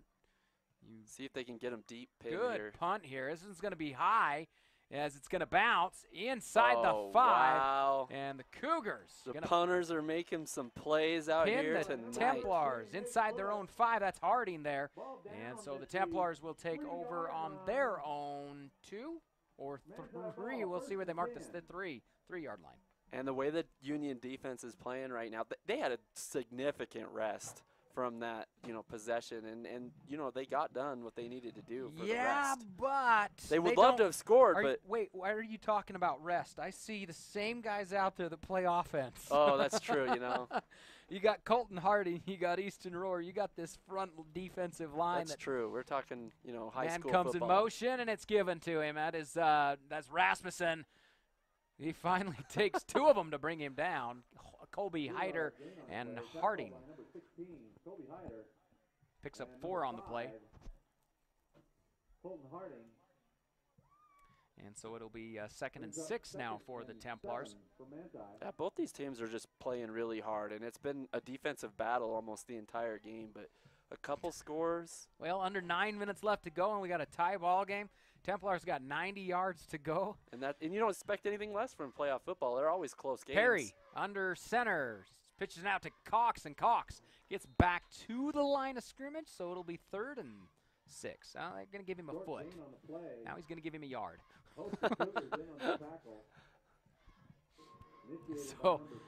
So the clock will continue to tick down. It is 3rd and 5 for the Templars. Cougars can force them to go 3 and out, get the ball back here. Yeah, big play. This is a big statement play right here. If they can get a 4th down to come up here and get the ball back. Or force them to punt out of their own end zone. Yeah, you That's get special teams in high school. As Perry drops back, throw the pass. Caught by Cox. Actually, that was Rasmussen. Rasmussen picks up a little bit, but not enough for the first. Yeah, and great form tackling right there on the end. Number 59 gets in there. Number 58 gets in there, and 50. Like 6 killer. And so 4th and 1, and Templars definitely going to punt this one out. Could see a fake here in the 4th. And I don't know. Do you go after this punt? Well, as a Cougar, definitely you definitely want to run in there. But yeah, don't be roughing the punter if that's what you're meaning. As there is the snap. They get close. They almost get it. But it makes Hyder's going to field this one at the 42. Now he cuts up and into his own man. He goes down, but inside the 40. So the Cougars will have excellent field position. Yeah, and they're in an excellent position right here. If they can just put a drive together and score, I mean, there could be about 3-4 minutes left on the clock for Manti, and they could put this away in this drive. You could easily eat up 4 to 5 minutes. Yeah. But they haven't been able to run consistently against this Templar defensive line. Well, then just run it intermediate routes. Just get some slant patterns. Just get first downs that way. You don't need to go deep or anything like that, but quit running the ball and just take what's given to you from the defense. Take some smart reads, and there's a false start. That was Gurr, actually, as he totally was pulling. I could see that one. He was looking to pull across this way. It was a run to the right, Brandon. For sure. And not the way you want to start a drive, 1st and 15. Got to get rid of these yellow flags. You got to play disciplined and finish this game out. Well, somebody's got to score. 7-all here with 7 minutes left to go in the game. Foot in the gun. He's got dual receivers to both sides. There's the snap and the fake to Dietz, and they're going to get back to the original line of scrimmage, so it will be a 5-yard carry there by Foot. And I don't mind them running it with Nate Foot because you have an extra blocker every time, and you really get a couple yards, and Nate Foot's done a good job of getting some yards. But the thing is extra 3-4. blocker though. I mean, you can use Foot as a blocker. Yeah. Foot's got great. They must not be running the clock. I see here's some banging on both sides of us here. As now Foot in the gun, trips right on second down. He drops back to throw. He's going to be pressured, and he is just going to hang on to the ball for the sack. And that is a huge sack, about 13 yards. That's huge, and they're back in the same position that they were in the last drive in 3rd and forever. And this is Rasmussen that just gets in there.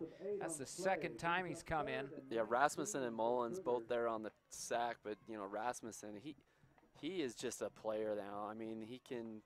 Oh, they're going to mark the loss there. Stop it at the 48. Give him forward progression. So it'll be 3rd and 19. Cougars again in another hole, and so it's going to turn into a defensive game as they're going to give this one to Hyder around the right side as he breaks a tackle, breaks another one. Yeah, it looks like that other one caused him to trip up. Yeah, Dallin Cox. We got a flag over on that side. Either a hold or could be a face mask, and if it is a face mask, that is going to be a break for the Cougars. We have a Manti defender over there clapping like it's on Union. I just have to see. Hold. Let's continue to dig a hole. Yep. Oh, they're going to decline that, and so that will bring up 4th down. And so the Cougars will bring out the punting unit and give it back to the Templars. Continues to be a defensive game as Foot will go back to take this punt. See if he wanted can to eat up pin clock, him and up they again. didn't eat up a whole lot of clock. No, it's still 5 minutes left. There's time forever here. Good punt here taken, and a nice tackle there by Dietz. Yeah, Dietz and Russell both down there. Dietz did a good job to hit the player and then not let him go, because he hit the player and it looked like he got loose, but he still held him by the feet and brought him down. So the Templars will take over on their own 25-yard line with just a little over 5 minutes left to go. It's going to be King, the senior quarterback, out there for this drive for the Templars. In the gun, as he'll take the snap. He'll going to keep it himself, and he's got plenty of room to run. It's going to be Rohr that pushes him out of bounds there, or forces him out. Yeah, but a big pickup. It's kind of crazy because King is more of a thrower, and he's ran the ball countless time tonight. Against North Stampede, I didn't see him run at all. Yeah, he picks up 15 here. Seems to be playing pretty healthy right now. So 1st and 10 now for the Templars. King again in the gun. He's got Cox back there with him. Trips right. He'll give to Cox. Cox taking it up the middle. Breaks free from one. It's Dalton Clark hanging onto his waist, but Cox does a pretty good job staying up there, pulling him forward. Yeah, Cox does a good job of always getting forward. I mean, he's got some big, strong legs and a big upper body. I mean, the kid works really hard in the weight room, the coaches say. And especially from this season, from last season to this season, he's just so much bigger and stronger. So it'll be 2nd and 7 now for the Templars. There's the snap. King's going to roll right. It looks like he's just tucking and running it, and it's Brig Edwards. And then Dalton Clark that comes in and helps finish him off for the big sack. That'll be a 4-yard loss. As a coach, you love to see when things work that you practice on. And one of their biggest things that they practice on was form tackling and wrapping up and not just letting people go. And Brig Edwards does that exact thing and just rips the quarterback down. So it'll be 3rd down. A huge stop right now with just a little over 4 minutes left to go. There's the snap. King drops back to throw. Over the middle, and it's nice play there by Hyder as it was caught and almost brought down. Hyder knocks the ball out of his hands. Yeah, that was a really cool play by Hyder. Not trying to go for the interception, just slapping it out, saying, "Get that out of here. You're not going to win on my home field. Not today, not tonight." Mason Thompson, he had that in his hands as Hyder on the defend. Knocks it out of his hands. There's the punt. And this one, Hyder takes this one at the 35. He's going to cut back to the right side. He's got Eldridge up there blocking for him. He's going to get out to the 46-yard line. And so that's where the Cougar offense will take over. And there's some flags also on the field, Mark, because I think someone held or a block in the back, but we'll see. It's going to be against the Cougars then, isn't it? Ouch. We'll wait to see this one. But again, we're all tied up. I know, about 4 minutes left to go. You know, the effort is here on both teams. They both just really want this, and you can see that they're not giving up at all. I'm gonna tell you though, Brandon, like I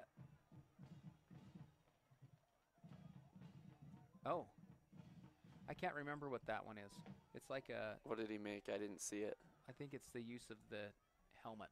Oh. It was a personal foul. Oh, so like a defensive player block? Yes, possibly that's what it was. Yeah. We'll see if we can watch it right here. Oh, yeah, that was right there, Colby Hyder, yeah. Yep. That's a new rule in high school this year. You can't do that. Brother's just blocking for brother, man. You know, and they're trying to make big plays. You can see Caden Hyder wanting this. Colby wants it. They want this.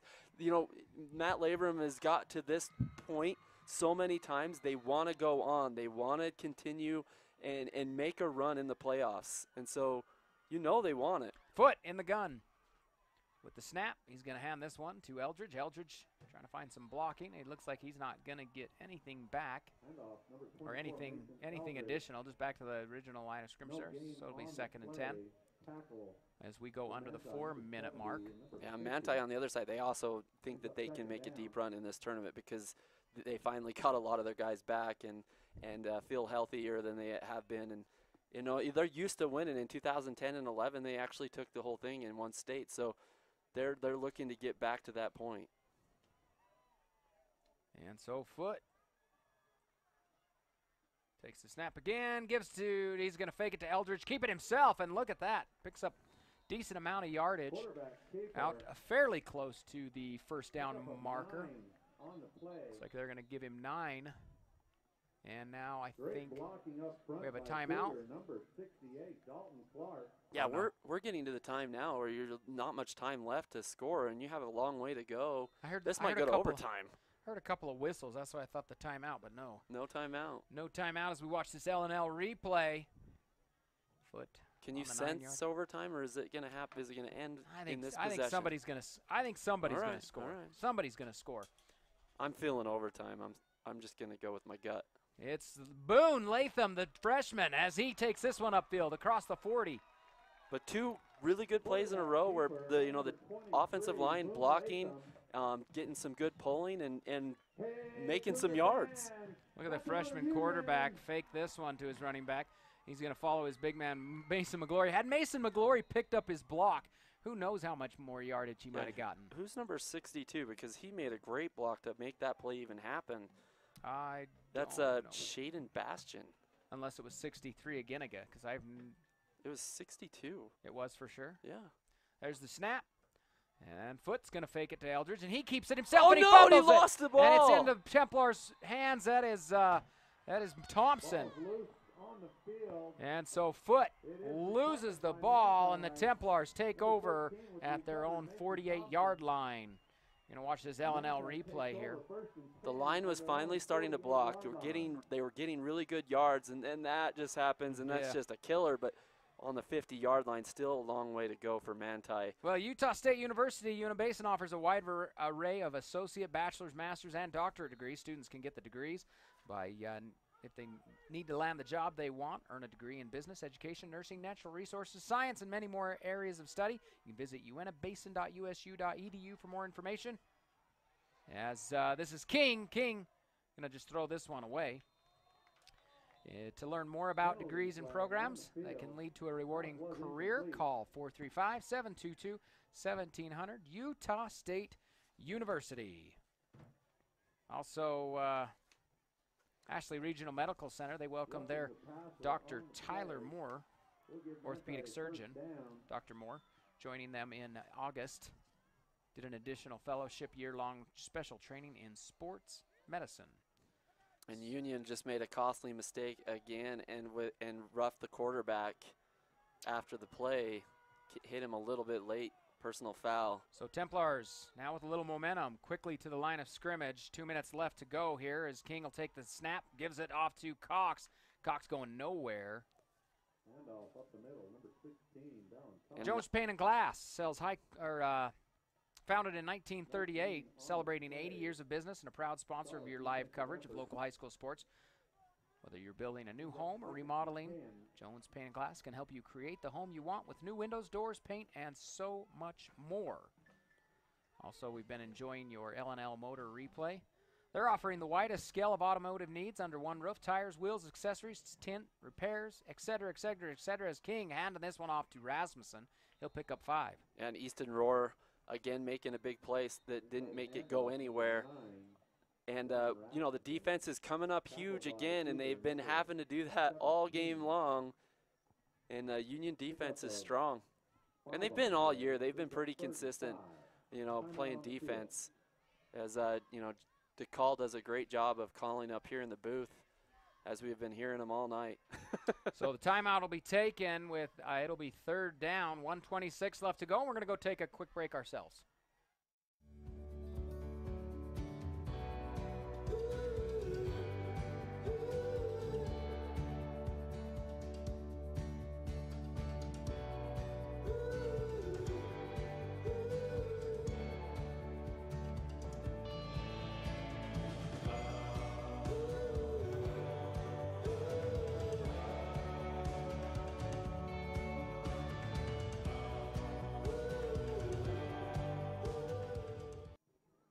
And we're back. Mark Winterton along with Brandon Jones bringing you live coverage tonight. As you can tune in on channelv6.com or on the Roku channel, watching live right here. Or you can go back and watch it. Either way, it's King in the gun. Takes the snap. He's going to air it out to his man. Is that Thompson? Nope, that is Huff. Incomplete. Yeah, Adam Huff gets a little bit of an opening, but that's really actually good coverage by Union. Is that number 27? Barnes, number 11. Number 11. I mean, wow. Look, oh yeah, Barnes right here. Look at the coverage. And only thing he can do better on that play is maybe turn around and, you know, but man, no fault with that. A great play, 4th and 5. Yeah, so it'll be 4th and 5, 1:32 left to go. Manti probably going to go for it, but they are not going to air it out here. I imagine it'll be probably just a short pass play. We'll keep you right here, as we don't want you to miss the next play. But we do want to thank all of our sponsors: Ashley Regional Medical Center, Jones Paint and Glass, L&L Motor, Moon Lake Electric, U Tribal Enterprises, Zions Bank, Strata Networks, United, operated by SkyWest, Utah State University, and our sponsor of the player of the game tonight, Water Hollow Ranch. And so we'll be picking a player of the game. We got to come up with one still, Brandon. And so we'll be discussing that, trying to decide who that player of the game will be, as now the Templars offense back onto the field, ready to go. 4th down, Cougar fans, get on your feet, make some noise. And another really big play in the 4th quarter in playoff football. Here we go. And so King takes the snap, throws across the middle, and it's just a poor throw intended for Thompson. He was wide open. Yeah, Travis Thompson was wide open and didn't get it. I mean, that was, wow.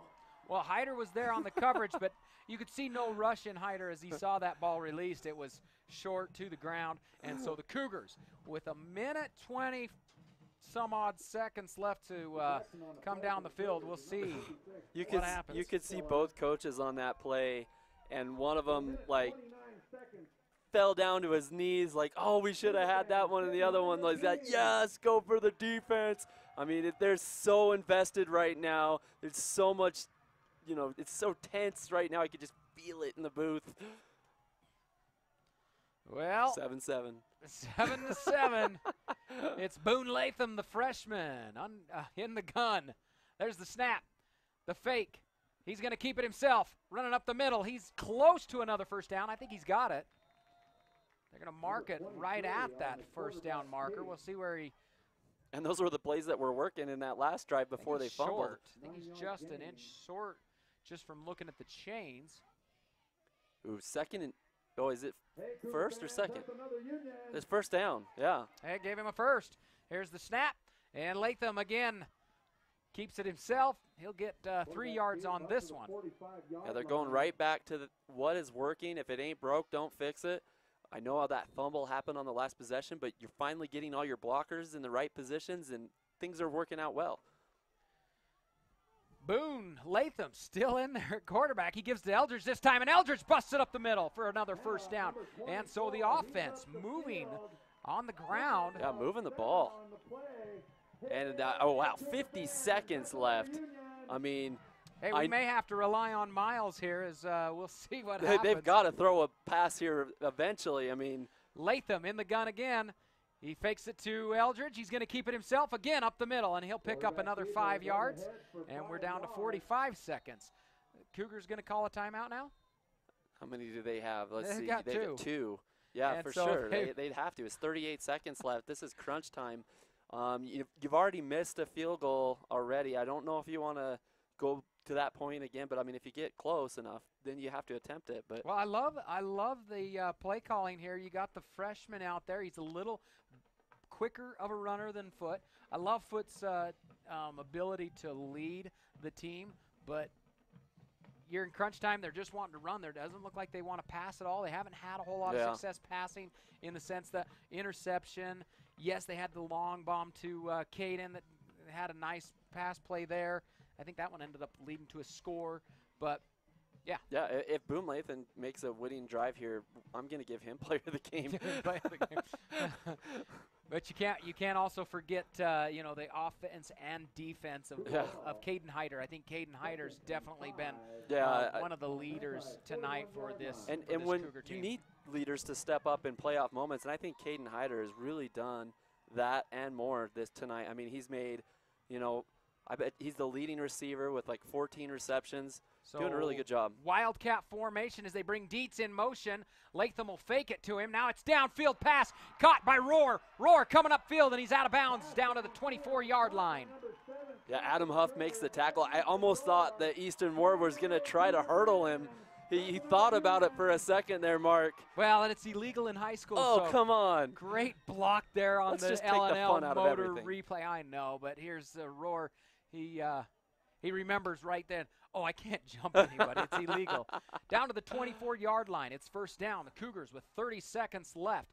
Possible field goal range. Miles is pretty decent. We got a freshman and a sophomore in the backfield here as Latham takes the snap, fakes it to Dietz, and he keeps it himself. He'll get maybe a couple, but now you're going to have to call take that last another timeout. Yeah. That last timeout. 24 seconds. And so we're going to take one as well.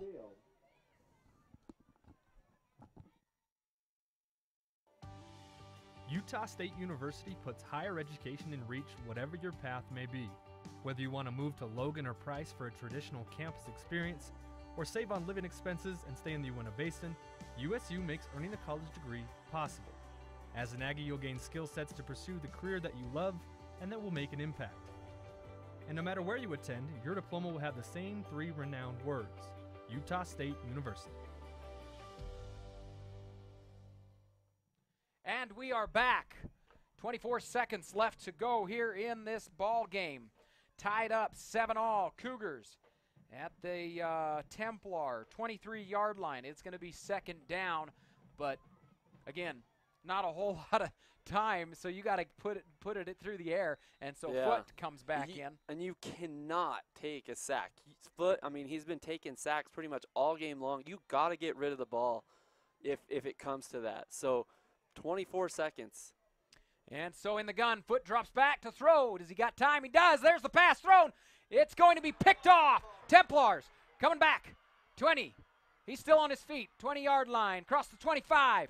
Keeping on his feet. No one can bring him down. Now he's down to the 40, the 50, and it's going to be Foote who brings him down at the 50-yard line with 8 seconds. 8 seconds left on the play clock on the scoreboard there. Yeah, that was crazy. That almost got away. He almost went the distance. I think foot gets hit as he throws this, and that might have been what threw him off, as it looked like it may have been intended for Barnes, but Huff making the big interception. And how about this run back? He's so tough to bring down, and finally someone tackles him at the end here. It was Foot. Foot's the one that threw the interception. Man. He knew he had to. Well, that's good that he made that play, because there's 8 seconds left this game. I told you it felt like it was going to go to overtime. I told you, Mark. I told you. Well, hey, say that Barnes catches that. Okay. Here's the snap. King. Man, and it's caught. They've got to stop this play. He can't get a touchdown. Oh, the time is out, so that's overtime. Yeah, I figured time was out. He was going to be patient. He was going to be patient back there. Oh, man, this is going to kill me. We're going to watch this L&L replay. King just drops back, and he drops back with a lot of patience. He knows, hey, just wait, and there it is, Thompson. Thompson makes the catch, takes off running, straight arm to Dietz, and then it's Harding that saves the day there. And so now we go into overtime as the end of regulation, and so they're going to do, we got a coin toss here to decide who is going to take the ball to start the overtime, and then they is it the 20 or the 25-yard line? I haven't been in an overtime in high school. I believe they just win whoever wins the toss gets the kickoff. I don't think it's a California standoff like college of any kind, is it? Yeah. It is? Yep. Wow. So I haven't seen very many overtimes in high school. Call it as a California standoff? Yeah. Is that what it's called? That's what it's called. Well, either way. Anyway, 25. Anyway. So it'll be they'll each get a chance to start at the 25-yard line and go in. Is how it's done. Anyways, we're gonna go to a quick break. We'll be back. This is Zaylee Ann. She was born on May 24th, 7 pounds even. The first time I saw Zaylee, you hear of it being love at first sight, but she looked up at me and it was like, there's my daughter. Where have you been all my life? I've missed you. When you're having a baby, you have a lot of questions, and it's not just you that's involved, it's your child also. And from a mother's standpoint, you care a lot about that person inside of you. And you care about yourself too, and you want to make sure that you can make the best decisions for your family. As women, we want to be heard. It's our bodies. We're going through something pretty important, and knowing that the medical team that would be helping me would be very competent, that was important. They offered me their advice and told me exactly what my options were and let me make an educated decision, and I think that's really important. And when I delivered, all of them, every single person that I had come in, very friendly. They all just wanted me to have the best possible outcome that I could.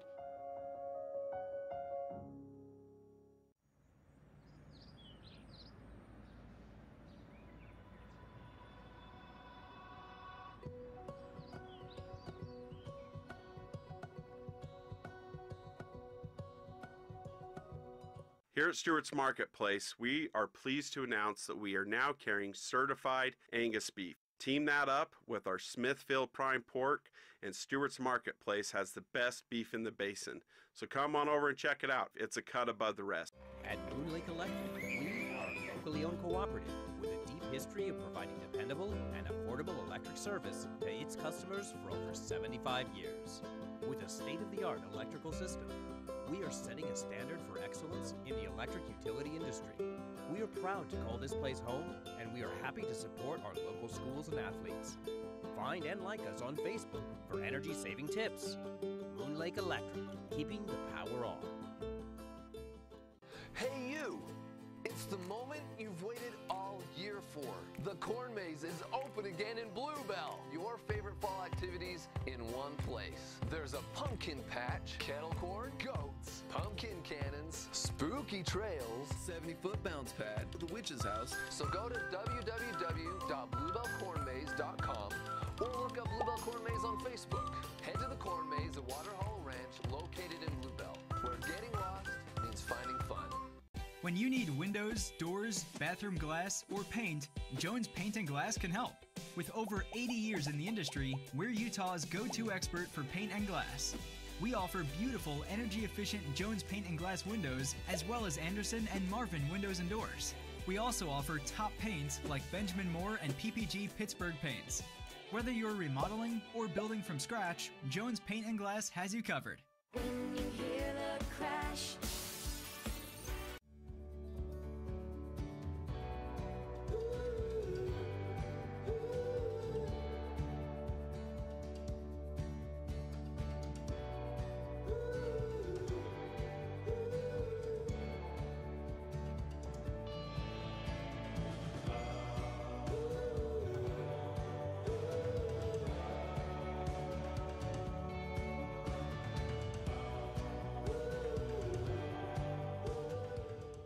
Well, if you're just joining us, usually games start at 7, and so we'd be a little late starting, Brandon. But we're in overtime. It's the Cougars taking on the Manti Templars in this first round of the playoffs.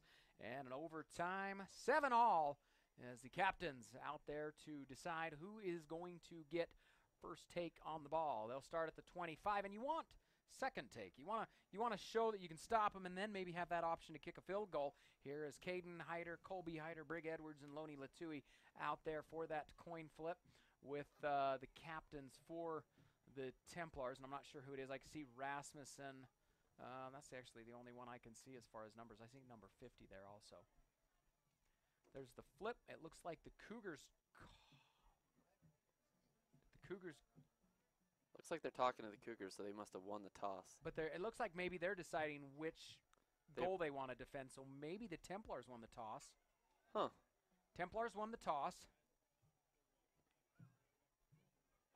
They will defer to the second. The Cougars want to defend that side. Manti appears to have won the coin toss. And so I believe that Union will have first possession of the ball. Going towards the north. We'll see how good I am. Yeah, you just want, you want to give the ball to the offense first so that you know what you have to get, Heck so. No. Oh, right. Yeah. You want to give it to the other team first. Yeah. Yes. You want to know. Right. I thought you were meaning the Cougars. No. So Cougars have to score here, and then a stop, of course, will lock it up. So yeah, if they get a field goal, then they know they have to get a touchdown. If they get a touchdown, they know they got to match it. Now to see what kind of offense they bring out here. I see Latham on the field, Barnes. I don't see Foot out there. Well, now you're close enough that offense with Latham would work. I mean, no timed offense, and you were getting 8 to 10 yards a pop. Keep going. So Boone Latham, the freshman for the Cougars, on the field. They got dual receivers to this near side, dual receivers to the far side. The snap, he fakes it to Eldridge, and then Latham just trying to read his offensive line. Going to pick up maybe 4 after running about 30. And exactly right. You said that he was trying to read his offensive line. That was impressive. He read that all the way to the sideline and almost got the first down. Well, impressive on the defensive line for the Templars, not really giving them anything. As you can see, Rasmussen there pushing him out. They did a good job all game of containing that side and, not trying to over-pursue because that's when a touchdown can happen. So a 3-yard gain there, and Latham in the gun takes the snap, fakes it to Eldridge again, and he's up the middle. He'll pick up a few, may get up to the 19-yard line. 19-yard line. 3rd and 4 for the Cougars. So 3rd and 4. I mean, do they go back to that run game, or are they going to throw it? I think you just stay right there. Yeah, I do too, but just because that last possession you threw that interception, and that could be on your mind. So. Well, that was thrown by Foot. That was Foot. And Latham had a nice pass. His only pass was to Rohr for a nice little completion. So we'll see. See what they're going to do here. Latham in the Wildcat. He's got Gurr back there. He brings Dietz in motion. And he gives to Dietz. Dietz cuts it up the middle, cuts it up the right side. Can he beat that man? He does. He's got the first. Staying on his feet. He's out to about the 13-yard line. Yeah, and I was about to say that right side is just left wide open for something, and they take it right to it. There is a flag right there at the 21-yard line. And I imagine it's going to be a hold.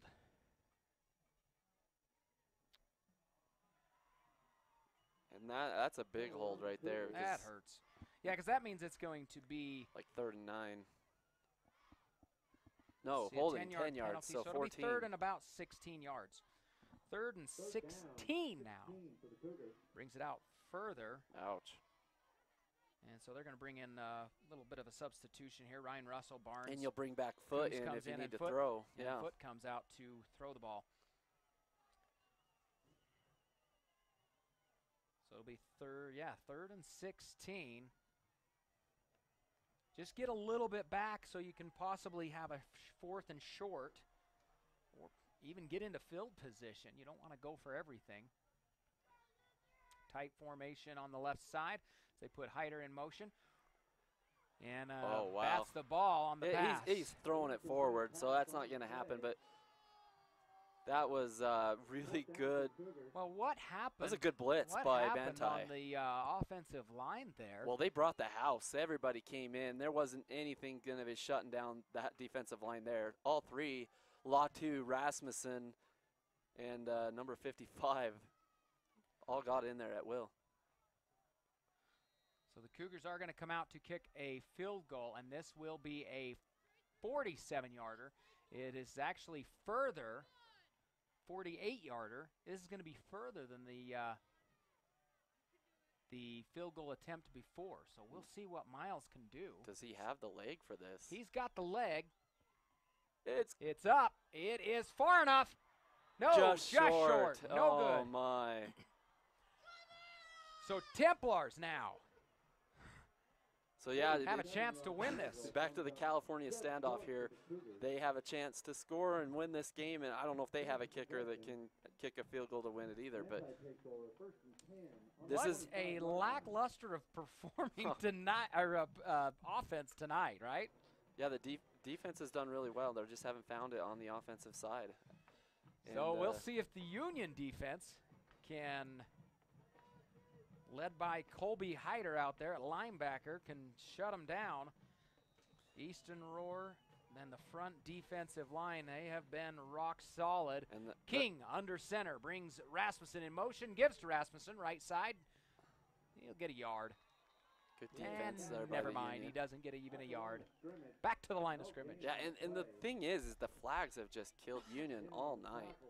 They've had big plays brought back, you know, a touchdown that was brought back, and then a massive first down right there by Raiden Dietz that was brought back. I mean, they've just got to work on the penalties and get that going. But that's what sometimes when you have some of these young guys come in, that's your learning curve. King brings the man in motion, drops back to throw, and he's going to go deep. Deep to Huff. No good. What does Thompson upset about? He's jumping around back there. And I've just been impressed with the secondary coverage of Union tonight. And, you know, Matt Labram was saying that he has actually seen a really big increase in how well his secondary is. And he trusts them on man-to-man situations. So tonight he's run a lot of man and not zone to trust on that one. They played zone, but they've been, you know, feeling that they can man up, because sometimes you're left on an island. If you trip or take a bad angle, it's a touchdown. So yeah, I'm going to agree with you. The secondary has done definitely a pretty good job tonight, as we've got a timeout on the field, and we're going to take one as well. Here in overtime, it's all tied up. This is a lifelong sport. You know, most sports that people can participate in high school, when you leave high school, you hang it up and you're done. And this sport's not like that. This is something you can do for your whole life.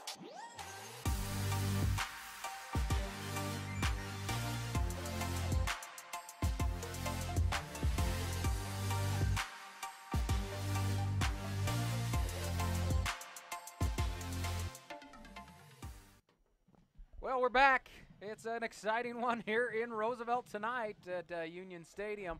As here at halftime, the Cougars had a chance. They didn't score. And now it's the Templars on 3rd and 10. yeah, buckle up for this play right here. We'll see if the secondary can hold them off again. King in the gun, he gives. And they run it. It is not going anywhere. It's going to bring up a 4th down. And you go for it on 4th down because it doesn't even matter. Well, it comes to a field goal. I mean, they can win it with a field goal. Do you think they're going to bring the field goal? Oh, absolutely. Oh, they are. They are. Absolutely. Why wouldn't you? It's not that far. If they think they have a guy that can kick it, then I don't know. Yeah. That's still going to be. That is still going to be a 45-yard field goal. My gut feeling says no. Your field goal says they're not going to make it? No, it's double overtime. Here we go. Cougars want a timeout. We're going to take one as well. I always had to do the night shift, which is the graveyard. And the first encounter I ever had with a ghost was on that shift. It's eerie, and it makes my skin crawl.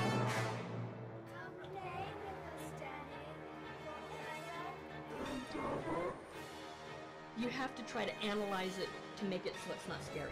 But you knew in the back of your head what it was. We are back here in overtime. I'm Mark Winterton. Brandon Jones joining me. 4th and 12 now for Manti. This is their first try. Union failed on theirs. They ended up trying for a 47-yard field goal, 48. This is going to be a 45-yard field goal for Manti. As Cornelson, a sophomore, comes out to attempt this. Now, in his kickoffs, they've been fairly short. So my thoughts are is he doesn't have the leg. It's no good, yeah. He does not have the leg. You know, he hasn't made a field goal all year yet. And, I mean, he's been pretty good on the PATs, but hasn't been called upon really to even kick a field goal. So I just... It's double overtime time. Yeah. Double overtime time? Double overtime. So, now I'm trying to remember. On the double overtime, does it switch? Does the other team now go first? Yes. Okay. Because they won't waste their time of doing another thing. Right. So now Manti comes offense. back out on offense. They're going to bring King is still going to. See, I thought maybe you'd switch it up. Let's have Perry quarterback on this overtime. But no. No, I just think that they're both going for the home run ball. Well, especially King on under Manti. center, drops back. He's going to roll right. He is going to go deep downfield, wide open. And it's Thompson, broken up. Eldridge in on that, and they want a flag thrown. Look at that, but I didn't think there was anything. No, and there you go with that secondary. It's playing so well. Mason Eldridge makes a play. Watching it right here as Thompson goes up to get that. Yeah, that was just good coverage. Thompson right in his hands. Yeah, and it was a good job by Mason Eldridge not to, like, push him. He just kind of turned around and, like, kind of got in his way a little bit, but that's it. Almost his helmet just in the way. Yeah. So King again under center, 2nd down. He's going to fake it again. He's going to go downfield, throwing it up, and it's to Thompson. Thompson caught, touchdown. And so now the Cougars will have to respond with a touchdown.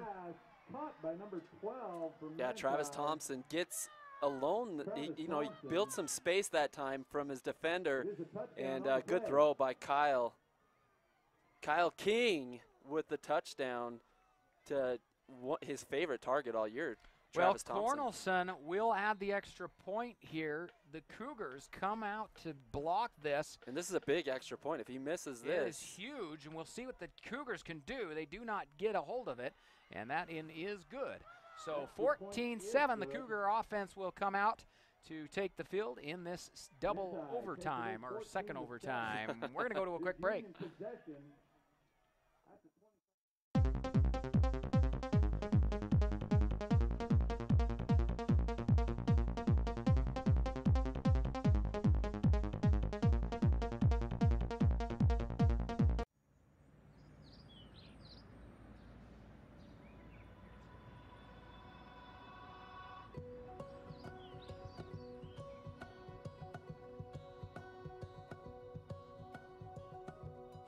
We are back here in the second overtime as the Cougars now will have to respond to Manti's score as Nate Foote takes the field with 4 receivers. Eldridge in the backfield with him. I think you got to make a play here for Caden Hyder and just get him open in space, like on that right side. Make him slant to the right.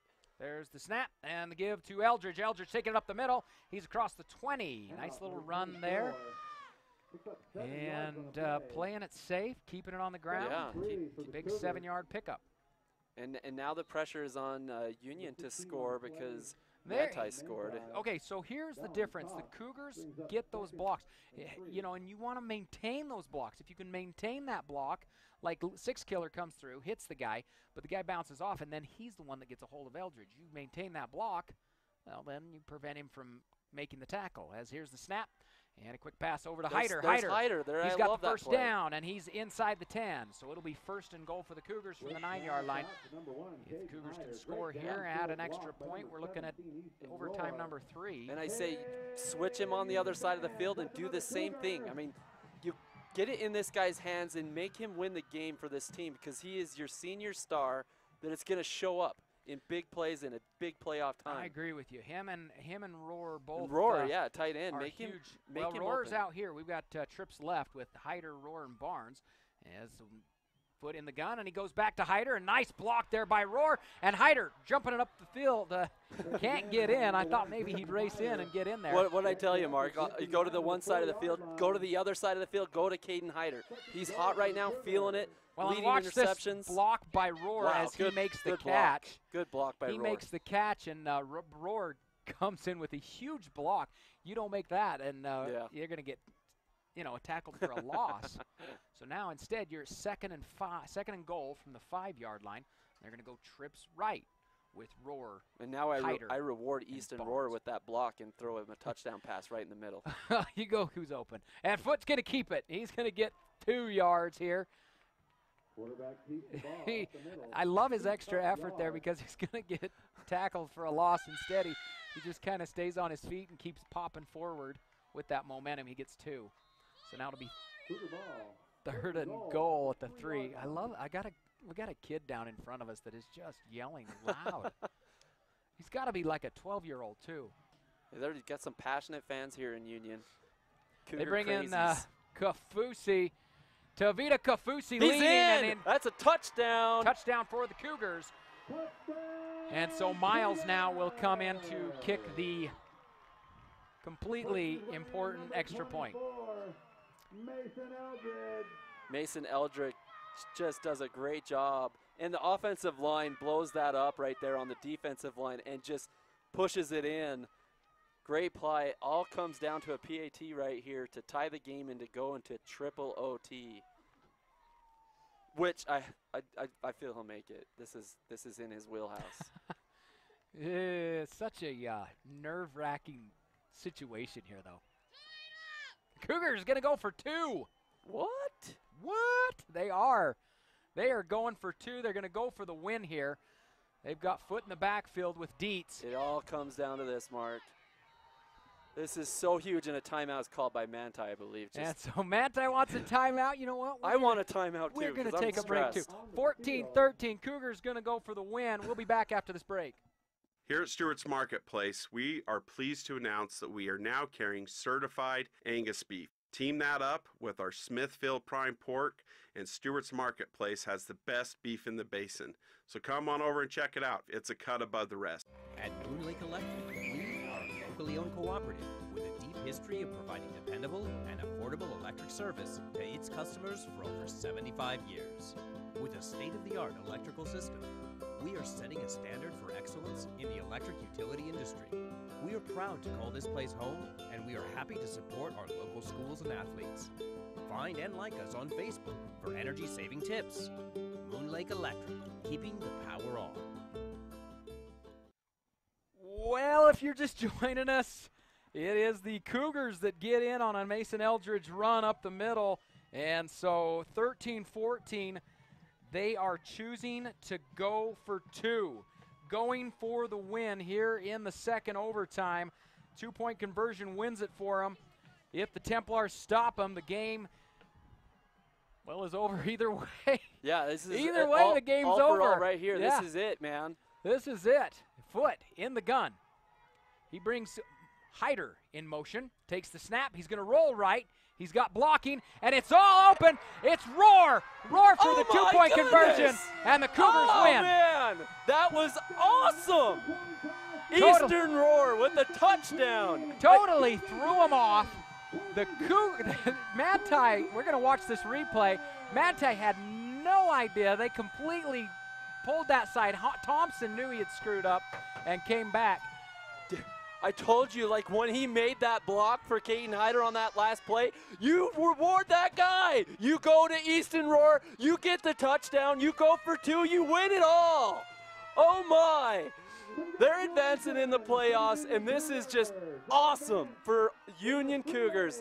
And So, man, what a game. So Cougars will travel to North Sanpete next week, take on the North Sanpete Hawks. They played them earlier in the season, came away with it was a close loss. It was a ground and pound game by North Sanpete.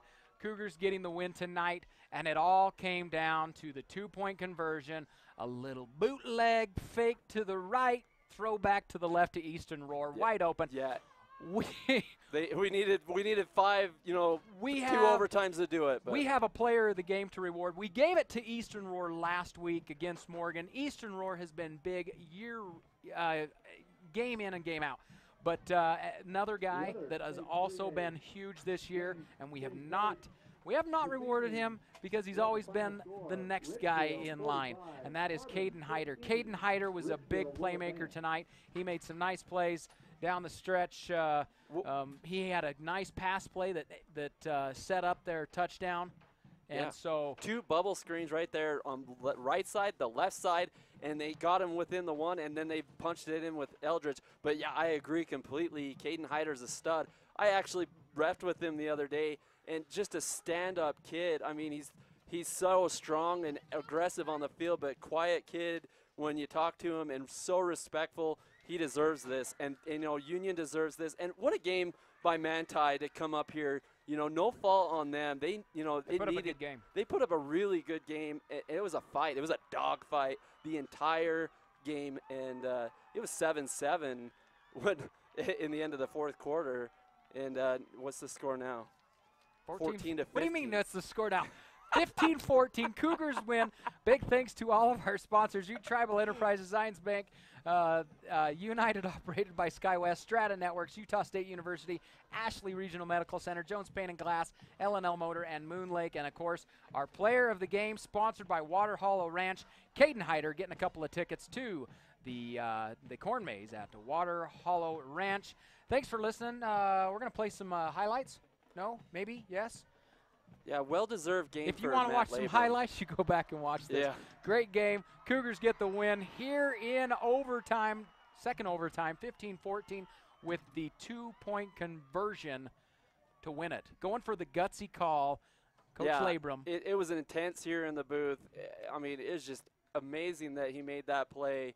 I was just sick that they went for 2. No, not me. But I don't fault you don't fault the call if you get it, but if you don't get it, then it's another story. But they get it tonight. He had the play. He knew what he wanted to call, and set him up. It was a great little fake there. Roar wide open. Just amazing. Makes the grab, and the Cougars win it tonight. They'll be playing North Sanpete next Friday. Thanks for listening. We're out of here. Mark Winterton, Brandon Jones, have a good night.